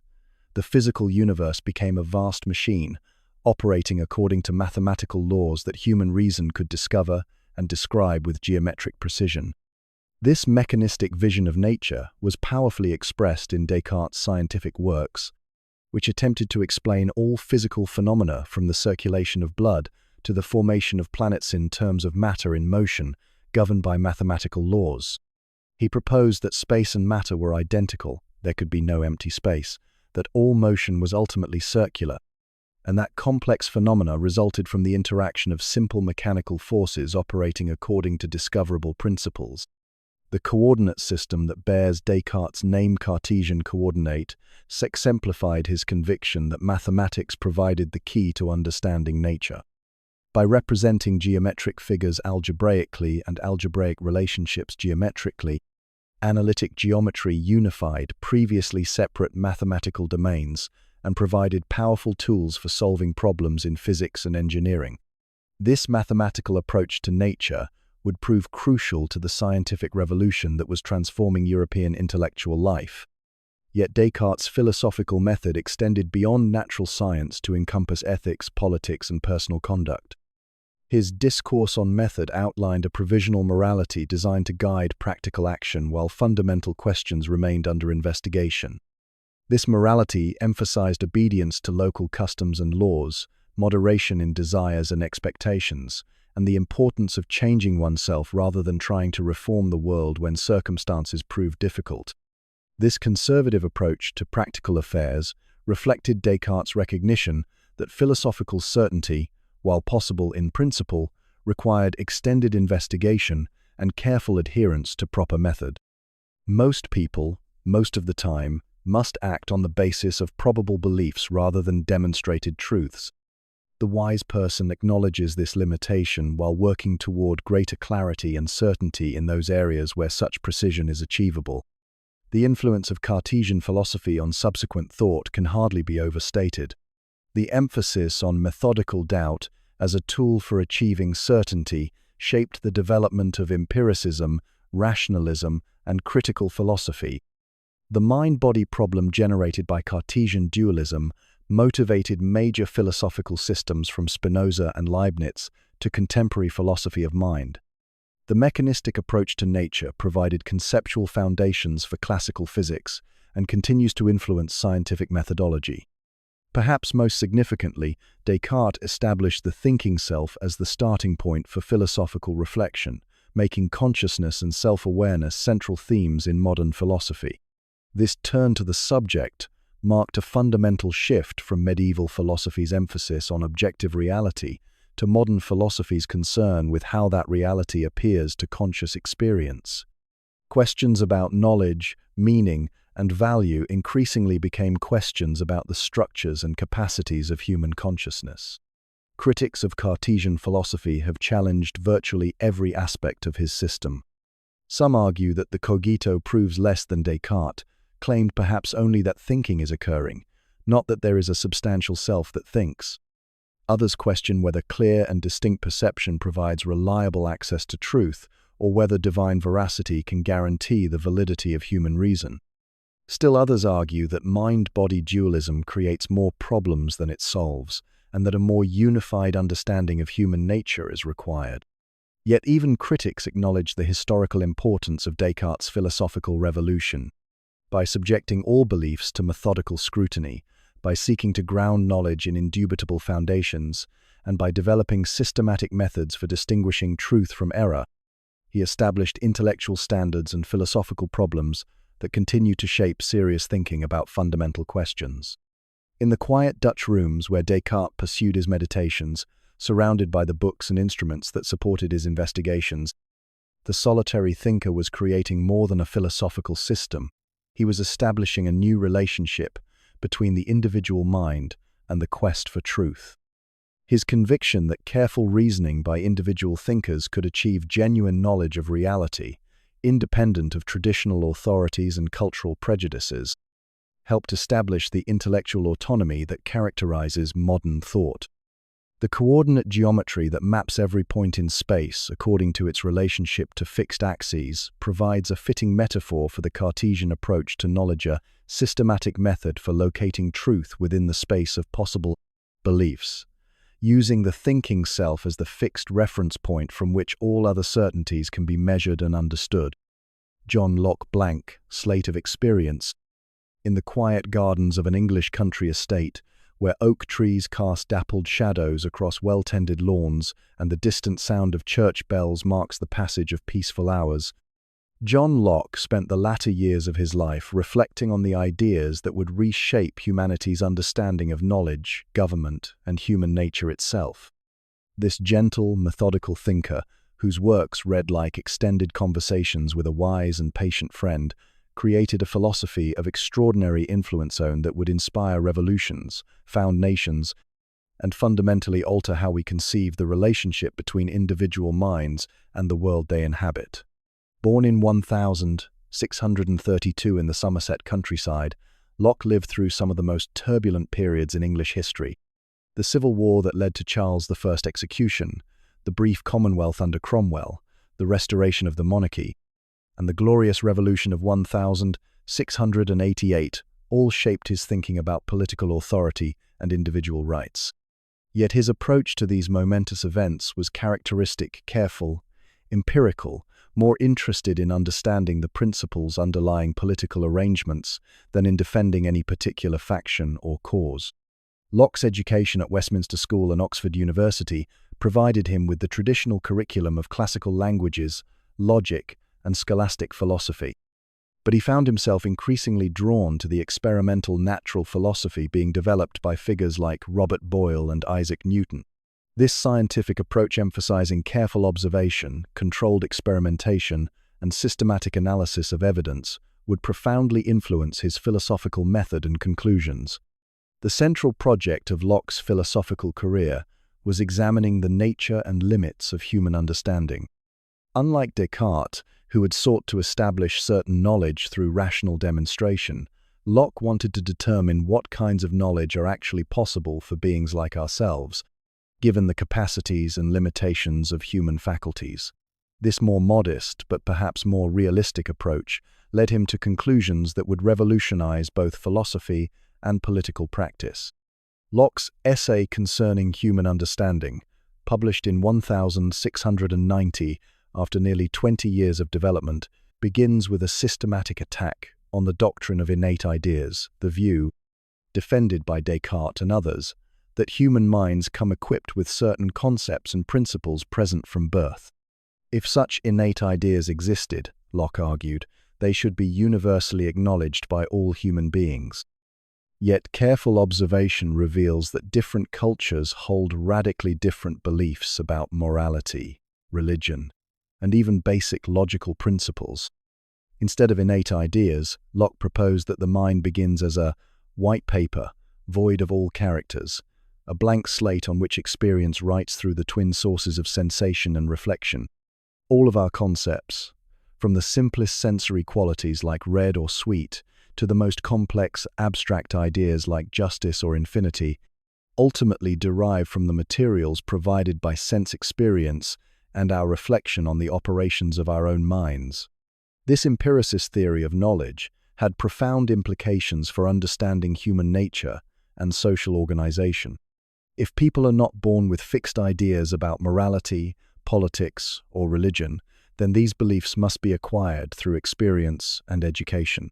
This makes possible both genuine learning and fundamental social reform, since harmful beliefs can potentially be corrected through better evidence and more careful reasoning. Locke distinguished between different types of ideas and different levels of knowledge to explain how reliable understanding is possible despite our dependence on potentially misleading sense experience. Simple ideas, basic sensory qualities, and fundamental operations of the mind are passively received and generally correspond to real features of the external world. Complex ideas are constructed by the mind through combining, relating, and abstracting from simple ideas, and their reliability depends on how carefully and systematically this construction process is carried out. The highest form of knowledge, according to Locke, involves perceiving the necessary connections between ideas. Mathematical demonstrations provide clear examples of such knowledge. Once we understand what a triangle is, we can see that its internal angles must equal 180 degrees. But such certain knowledge is rare and limited in scope. Most of our beliefs about the world involve probability rather than certainty, opinion rather than knowledge, and must be held with appropriate degrees of confidence based on the strength of available evidence. This modest epistemology supported a tolerant approach to religious and political disagreements. If human understanding is limited and fallible, then no individual or institution can claim infallible authority over questions that exceed the bounds of demonstrable knowledge. People of goodwill, reasoning carefully from their own experience, may legitimately reach different conclusions about complex matters, and civil society must find ways to accommodate such disagreements without descending into conflict. Locke's political philosophy, developed in his Two Treatises of Government, applied these epistemological insights to questions of political authority and individual rights. Against defenders of absolute monarchy who claimed that political authority descended from Adam's divinely granted dominion over creation, Locke argued that legitimate government must be based on the consent of the governed and limited to protecting the natural rights that individuals possess prior to any political arrangement. The state of nature, in Locke's analysis, is not the war of all against all that Hobbes had described, but rather a condition of relative peace in which rational beings recognize their mutual obligations under natural law. People possess natural rights to life, liberty, and property that derive not from government grant but from their nature as rational, purposive beings capable of labor and moral responsibility. Government comes into existence when people voluntarily surrender some of their natural liberty in exchange for the protection and coordination that political institutions can provide. But this social contract creates only limited authority. Government may legitimately act only to protect natural rights and promote the common good. When rulers exceed these bounds or systematically violate the rights they were established to protect, the people retain the right to resistance and revolution. This theory of limited government and individual rights would prove enormously influential in the development of liberal democratic institutions. The American colonists drew heavily on Lockean arguments in justifying their revolution against British rule, and the constitution they eventually created reflected many of his insights about the separation of powers, the protection of individual rights, and the importance of popular consent in legitimate government. Locke's approach to religious questions showed similar respect for individual judgment and institutional limitation. In his Letter Concerning Toleration, he argued that true religion must be based on inner conviction rather than external compulsion. Since beliefs cannot be changed through force, and since coercion in religious matters typically produces hypocrisy rather than genuine faith, civil authorities should generally refrain from interfering in religious practice, except when such practice threatens public order. This argument for religious toleration was groundbreaking in an age when most Europeans assumed that political unity required religious uniformity. Locke helped establish the intellectual foundations for the separation of church and state, the protection of religious minorities, and the understanding of faith as a private matter between individuals and their creator, rather than a proper subject for political regulation. The educational implications of Locke's philosophy were equally significant. If the mind is shaped by experience rather than determined by innate characteristics, then education becomes crucial for human development and social improvement. In Some Thoughts Concerning Education, Locke emphasized the importance of treating children as rational beings, capable of learning through example and explanation, rather than mere command and punishment. Good education, according to Locke, aims to develop practical wisdom and moral character rather than simply transmitting information or enforcing obedience. Children learn best when their natural curiosity is encouraged, when learning is made pleasant and relevant to their interests, and when they are gradually given opportunities to exercise independent judgment and take responsibility for their own development.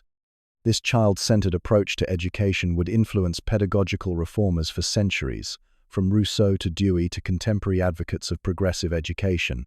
The recognition that children are not miniature adults but have their own developmental patterns and learning needs helped establish education as a specialized discipline requiring careful attention to psychological and moral as well as intellectual development. Locke's influence on economic thought was equally profound. His labor theory of property, the idea that individuals acquire ownership rights by mixing their labor with natural resources, provided justification for private property while establishing limits on accumulation. Since property rights derive from labor, no one may legitimately acquire more than they can use productively, and everyone must leave enough and as good for others. This theory supported both individual economic initiative and concern for distributive justice. It justified the reward that comes from productive effort while establishing that property rights are not absolute but must be exercised consistently with the welfare of the larger community. Later, economic theorists would build on these insights while developing more sophisticated analyses of markets, production, and distribution. Perhaps most importantly, Locke established empirical investigation as the proper method for understanding human nature and social arrangements. Rather than beginning with abstract principles or received authorities, he consistently appealed to observation and experience as the ultimate tests of theoretical claims. This methodological commitment helped establish the social sciences as empirical disciplines and encouraged a practical, experimental approach to political and social reform. In the peaceful English countryside where Locke spent his final years, reading, writing, and corresponding with intellectuals across Europe, this quiet revolutionary was creating the intellectual foundations for the modern liberal democratic world. His vision of government, limited by individual rights, of knowledge based on experience rather than authority, of education designed to develop human capacity rather than enforce conformity, continues to shape our understanding of what it means to live together as free and rational beings. The blank slate of the human mind, waiting to be filled by the experiences that shape our understanding and character, provides a fitting metaphor for Locke's approach to human possibility: open, optimistic, committed to the idea that through careful attention to evidence and patient respect for human dignity, we can gradually build more just and reasonable forms of social life. David Hume, the skeptical Scot. In the bustling coffee houses of 18th century Edinburgh, where the aroma of tobacco mingles with the sound of animated conversation about philosophy, politics, and the latest developments in natural science, David Hume developed the most penetrating analysis of human knowledge and belief that the Enlightenment would produce. This convivial, witty Scotsman, who loved good food, stimulating company, and the pleasures of civilized social life, created a philosophical system that would shake the foundations of both religious belief and scientific confidence, while somehow managing to live with remarkable equanimity in the midst of the uncertainties he had discovered. Born in 1711 near the Scottish border, Hume lived during what historians call the Scottish Enlightenment, when Edinburgh rivaled Paris as a centre of intellectual innovation. The Scotland of his time was experiencing rapid economic and cultural development, but it remained a society where traditional religious beliefs still shaped most people's understanding of morality, politics, and human nature. Into this environment, Hume introduced a philosophical skepticism so radical and systematic that many of his contemporaries found it shocking, even dangerous. Hume's philosophical career began with a period of intense intellectual crisis during his late teens and early 20s. Like many intelligent young people, he had been raised with conventional beliefs about religion, morality, and knowledge, but careful reflection led him to doubt virtually everything he had been taught. Unlike Descartes, however, Hume found no indubitable foundation on which to rebuild certainty. Instead, he embarked on what he called the experimental method, in the study of human nature, a systematic investigation of how the mind actually works rather than how philosophers thought it should work. The Treatise of Human Nature, published when Hume was only 28, represented the most ambitious attempt in the history of philosophy to understand human mental life through careful observation and analysis. Hume approached the mind as a natural phenomenon, subject to regular patterns and discoverable laws, much as Newton had approached the physical universe. Yet his conclusions were far more disturbing than anything Newton had discovered about gravity or planetary motion. The foundation of Hume's analysis was a rigorous empiricism that pushed Locke's insights to their logical conclusion. All knowledge, Hume agreed, comes from experience. But what exactly does experience provide? When we examine our mental contents carefully, we find only a stream of perception sensations, emotions, memories, and ideas succeeding one another with great rapidity. We never experience anything beyond these perceptions, never encounter the substantial mind that supposedly contains them or the external objects that supposedly cause them. This analysis led Hume to one of his most shocking conclusions. We have no rational justification for believing in the existence of a substantial self. What we call personal identity is really just a collection of perceptions bundled together by memory and imagination. There is no underlying self that remains constant through change, no soul or ego that persists from moment to moment. We are, in Hume's memorable phrase, nothing but a bundle or collection of different perceptions which succeed each other with an inconceivable rapidity and are in a perpetual flux and movement. Even more disturbing was Hume's analysis of causation, the relationship between cause and effect that seems fundamental to all reasoning about the natural world. When we observe one event following another, what exactly do we perceive? We see the first event, then the second, but we never actually observe the supposed causal connection between them. All we ever witness is temporal succession, thing happening after another, not the mysterious power or necessity that supposedly makes the second event follow from the first. This observation led Hume to conclude that our belief in causation is not based on logical reasoning but on psychological habit. When we repeatedly observe events of type A followed by events of type B, our minds develop the habit of expecting B whenever we encounter A. This expectation feels compelling, but it has no rational foundation beyond the psychological tendency to project past regularities into the future. The implications for scientific knowledge were devastating. If causation is merely psychological habit rather than objective necessity, then scientific laws describe nothing more than our expectations based on past experience. We have no rational grounds for believing that the patterns we have observed will continue into the future, no logical justification for the inductive reasoning that underlies all empirical science. Hume was not unaware of how troubling these conclusions were. He described his own reaction to his skeptical arguments as a kind of philosophical melancholia state of intellectual paralysis in which ordinary beliefs seemed unjustified, but life seemed impossible without them. Yet he also discovered that this melancholy was temporary and artificial. When he left his study to have dinner with friends or play backgammon, his natural beliefs reasserted themselves regardless of his philosophical conclusions. This observation led to one of Hume's most important insights. Philosophy describes how we think we ought to reason, but psychology describes how we actually do reason. Human nature is stronger than philosophical argument. We cannot help believing in the existence of external objects, personal identity, and causal connections, regardless of what our intellectual analysis reveals about the rational foundations of these beliefs. Rather than seeing this as a philosophical failure, Hume proposed treating it as a discovery about human nature. We are not primarily rational beings who happen to have feelings and habits. We are feeling, habitual beings who sometimes engage in rational reflection. Most of our beliefs and actions are guided not by careful reasoning but by what Hume called sentiment, immediate emotional and instinctive responses that have been shaped by evolution and social experience. This psychological approach to understanding human nature extended to Hume's moral philosophy, where he developed what became known as the is-ought problem. Careful observation of human behavior can tell us what people actually do and what they actually value, but it cannot tell us what they ought to do or what they ought to value. Moral conclusions cannot be derived from purely factual premises. They require evaluative judgments that go beyond what empirical investigation can establish. Hume concluded that moral judgments are based on sentiment rather than reason. When we approve of an action, we are expressing a feeling of approbation rather than recognizing an objective moral fact. When we disapprove, we are expressing distaste or indignation rather than perceiving a moral violation written into the fabric of reality.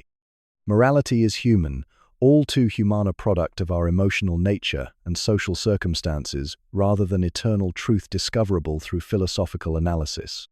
Yet this subjectivist approach to ethics did not lead Hume to moral relativism or nihilism. He argued that human beings share enough common nature-similar emotional responses, comparable social needs, overlapping interests that moral agreement is both possible and beneficial. The moral sentiments that guide human behavior have been shaped by evolutionary and social processes that generally promote cooperation and mutual benefit. Hume's approach to religion was equally naturalistic and equally subversive of traditional beliefs. In his Natural History of Religion, he argued that religious belief arises not from rational argument, but from psychological needs, fear of the unknown, desire for protection from hostile forces, hope for meaning and purpose in an apparently indifferent universe. Different religions reflect different cultural responses to these universal human needs, rather than different degrees of access to objective religious truth. The dialogues concerning natural religion, published only after Hume's death because of their controversial content, subjected traditional arguments for God's existence to devastating criticism. The argument from design, which claimed that the apparent order and purpose in nature proved the existence of an intelligent creator, was particularly vulnerable to Hume's analysis. Even if we granted that the universe shows evidence of design, he argued, we could not conclude that it was designed by a single, perfect, infinite being rather than by multiple, imperfect, finite designers. More fundamentally, Hume questioned whether human analogies could legitimately be extended to cosmic conclusions. We have experience of human design and human intelligence, but no experience of universe creation or cosmic intelligence. The inference from human artifacts to cosmic design assumes a similarity that we have no independent way of verifying. These religious and moral skepticisms were deeply troubling to many of Hume's contemporaries, who saw them as undermining the foundations of civilized society. Yet Hume himself lived a remarkably conventional and sociable life, maintaining friendships across religious and political divides, serving effectively in various diplomatic and administrative positions, and approaching his own death with admirable calm and good humor. This apparent contradiction between philosophical skepticism and practical engagement reflected Hume's fundamental insight about human nature. We are not governed primarily by our explicit philosophical beliefs, but by deeper psychological and social forces that operate largely below the level of conscious reflection. The person who has reasoned himself into skepticism about external objects will still avoid walking off cliffs. The moral skeptic will still feel sympathy for suffering and indignation at injustice. Hume's influence on subsequent philosophy cannot be overstated. Kant famously acknowledged that Hume had awakened him from his dogmatic slumber and prompted him to develop the critical philosophy that would attempt to answer Hume's skeptical challenges. The utilitarian tradition in ethics built on Hume's insights about the role of sentiment in moral judgment. Contemporary naturalism and evolutionary approaches to understanding human behavior continue to develop themes that Hume first articulated. Perhaps most importantly, Hume established a rigorously empirical approach to philosophical questions that refuses to go beyond what experience actually provides. His willingness to follow arguments to their logical conclusions, regardless of how disturbing those conclusions might be, set a standard for intellectual honesty that continues to challenge philosophers who prefer comfortable certainties to difficult truths. In the drawing rooms of enlightened Edinburgh, where Hume gathered with friends to discuss literature, politics, and philosophy over excellent dinners and fine wine, this cheerful skeptic demonstrated that philosophical doubt need not destroy the capacity for human flourishing. His example suggests that wisdom may lie not in achieving final answers to ultimate questions, but in learning to live thoughtfully and gracefully amid the uncertainties that seem to be an inescapable part of the human condition. Immanuel Kant, duty's architect. In the quiet streets of Königsberg, where the rhythm of daily life was so regular that townspeople supposedly set their clocks by the afternoon walks of their most famous resident, Immanuel Kant pursued what he called a Copernican revolution in philosophy. This methodical bachelor, who never traveled more than a few miles from his birthplace and whose routine was so invariable that it became the stuff of local legend, created a philosophical system of such scope and power that it would reshape virtually every subsequent discussion of knowledge, morality, beauty, and human nature. Born in 1724 into a family of modest means but deep pietist convictions, Kant inherited both an appreciation for rigorous intellectual work and a profound respect for moral duty that would characterize his entire philosophical career. The Königsberg of his time was a cosmopolitan Prussian city, where German, Polish, and Russian cultures mingled, where Enlightenment ideas circulated freely, and where the university provided a center for serious intellectual exchange. Yet Kant found in this relatively provincial setting everything he needed for philosophical work of world historical significance. Kant's intellectual development was profoundly shaped by his encounter with David Hume's skeptical philosophy. Like many educated Europeans of his generation, Kant had been trained in the rationalist tradition descended from Descartes and developed by philosophers like Leibniz and Wolff. This tradition promised that human reason could achieve genuine knowledge of fundamental reality through careful analysis of concepts and logical demonstration of necessary truths. Hume's empirical analysis challenged these rationalist assumptions by showing that many beliefs we take to be rationally justified, including belief in causation, personal identity, and the external world, actually rest on psychological habits rather than logical reasoning. If Hume was correct, then the grand rationalist systems were castles built on sand, and the Enlightenment confidence in reason's power to understand reality was fundamentally misguided. Yet Kant was unwilling to accept Hume's skeptical conclusions. Mathematical knowledge seemed genuinely certain, not merely a collection of psychological habits. Moral obligations seemed objectively binding, not merely expressions of subjective sentiment. Scientific laws appeared to describe real features of the natural world, not just human expectations based on past experience. The challenge was to explain how such knowledge was possible, while acknowledging the force of Hume's arguments against naive rationalism. Kant's solution was revolutionary. Instead of assuming that knowledge must conform to reality, he proposed that reality, at least as we can know it, must conform to the basic structures of human cognition. We can never know things as they are in themselves, independent of our ways of experiencing and thinking about them, but we can know them as they appear to us, because the fundamental features of experience, including space, time, and causation, are contributed by our own minds rather than simply received from external objects. This transcendental idealism, as Kant called it, preserved both the possibility of genuine knowledge and appropriate humility about the limits of human understanding. Mathematical truths are necessary and universal because they describe the spatial and temporal forms that our minds impose on all possible experience. Scientific laws are objectively valid because they reflect the conceptual framework, including concepts like causation, substance, and unity, that our understanding uses to organize sensory data into coherent experience. The Critique of Pure Reason, published in 1780, one after more than a decade of painstaking development, worked out these ideas with systematic thoroughness. Kant distinguished between the sensible intuitions through which objects are given to us, space and time, and the concepts through which we think about them, categories like causation and substance. He showed how these two sources of knowledge work together to make possible the synthetic a priori judgments that characterize mathematics and natural science. This analysis revealed both the power and the limits of theoretical reason. Within the realm of possible experience, the world of phenomena that can be given in space and time and thought through the categories genuine knowledge is achievable. But beyond this realm lies the world of noumena, or things in themselves, which theoretical reason cannot penetrate. Traditional metaphysical questions about the ultimate nature of reality, the existence of God, and the immortality of the soul cannot be resolved through theoretical investigation alone. Yet Kant did not conclude that these questions are meaningless or unimportant. In the Critique of Practical Reason, he argued that moral experience reveals a different kind of access to ultimate reality than theoretical knowledge provides.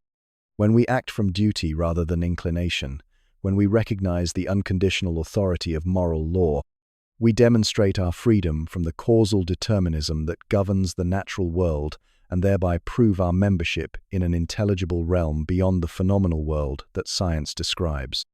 The foundation of Kant's ethical theory is the concept of the good will, the only thing that is good without qualification. Intelligence, courage, and even happiness can be used for evil purposes, but the good will is good simply by virtue of willing in accordance with duty rather than inclination. This goodwill manifests itself in actions performed not because they produce desired consequences or satisfy natural impulses, but because they conform to moral law. Moral law, according to Kant, has the form of the categorical imperativa, command that applies unconditionally to all rational beings regardless of their particular desires or circumstances. The most famous formulation of this principle is, Act only according to that maxim whereby you can, at the same time, will that it should become a universal law. This formula requires us to test our proposed actions by asking whether we could consistently will that everyone in similar circumstances act according to the same principle. A second formulation emphasizes the dignity of rational nature. Act so that you treat humanity, whether in your own person or in that of another, always as an end, and never merely as a means. This principle prohibits using other people merely as instruments for achieving our own goals, while requiring that we respect their capacity for autonomous moral choice. These formulations capture Kant's conviction that morality is fundamentally about respecting the rational nature that all persons share rather than promoting particular outcomes or satisfying particular desires. Moral worth lies not in the consequences of action but in the intention to act from duty, and moral law is binding not because it serves our interests but because it expresses our nature as rational, autonomous beings. This emphasis on duty and autonomy distinguished Kant's ethics sharply from both the utilitarian tradition that would judge actions solely by their consequences and the virtue ethics tradition that focused on character traits, human flourishing.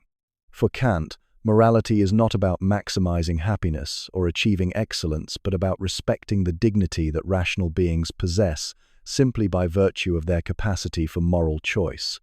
The critique of judgment, Kant's third great critique, extended his analysis to questions of aesthetic experience and natural teleology. Here he explored experiences like the beautiful and the sublime that seem to involve a kind of judgment that is neither purely cognitive nor purely practical but participates in both. Aesthetic judgment claims universal validity. When I judge something beautiful, I expect others to agree, yet it cannot be proven or demonstrated in the way that scientific knowledge can be. This analysis revealed what Kant called the antinomy of taste, the conflict between the subjective character of aesthetic experience, beauty is felt rather than known, and its claim to universal validity. Beautiful objects seem to demand agreement from all observers. The solution lay in recognizing that aesthetic judgment involves a harmonious play between imagination and understanding that can be shared by all beings with similar cognitive faculties, even though it cannot be reduced to conceptual knowledge. Kant's political philosophy applied his moral insights to questions of legal and political organization. The principle that rational beings must be treated as ends in themselves requires social institutions that respect individual autonomy while providing the framework within which free choices can be coordinated. This led him to advocate republican government, international law, and what he called a League of Nations that could resolve conflicts between states without resort to war. The essay, Toward Perpetual Peace, outlined Kant's vision of a world federation that would preserve the sovereignty of individual nations while providing mechanisms for peaceful resolution of international disputes. This was not naive utopianism, but careful analysis of the conditions necessary for rational beings to live together in justice and freedom. Kant recognized that such institutions would develop gradually through the pressure of historical circumstances rather than through sudden moral conversion. But he saw the demand for perpetual peace as a practical requirement of morality itself. The influence of Kant's philosophy on virtually every subsequent intellectual development can hardly be overstated. His critical philosophy established the agenda for German idealism, from Fichte and Schelling to Hegel. His moral philosophy shaped deontological ethics and continues to influence contemporary discussions of human rights, autonomy, and dignity. His aesthetic theory contributed to romantic and modern understandings of art and creativity. His political philosophy influenced liberal democratic theory and international law. Perhaps most fundamentally, Kant established a new understanding of human nature that emphasized both our limits and our dignity. We are finite beings, limited by the structures of our own cognition and unable to know reality as it is in itself. Yet we are also rational beings, capable of moral action that transcends natural causation and demonstrates our membership in an intelligible realm of freedom and value. This critical approach, neither dogmatically confident about reason's powers nor skeptically dismissive of its achievements, provided a middle way between the extremes that had characterized earlier philosophy. Against rationalist overconfidence, Kant showed the limits of theoretical knowledge. Against empiricist skepticism, he demonstrated the possibility of genuine knowledge within those limits. Against moral relativism, he established the objectivity of moral law. Against moral authoritarianism, he grounded that law in human autonomy rather than external command. The systematic character of Kant's philosophy was equally important for subsequent thought. Rather than treating questions of knowledge, morality, and aesthetic experience as separate topics, he showed how they are interconnected aspects of a unified account of human reason and its activities. This integration provided a model for comprehensive philosophical systems while establishing rigorous standards for what such systems must accomplish. Yet Kant's philosophy also revealed tensions and problems that continue to challenge philosophers today.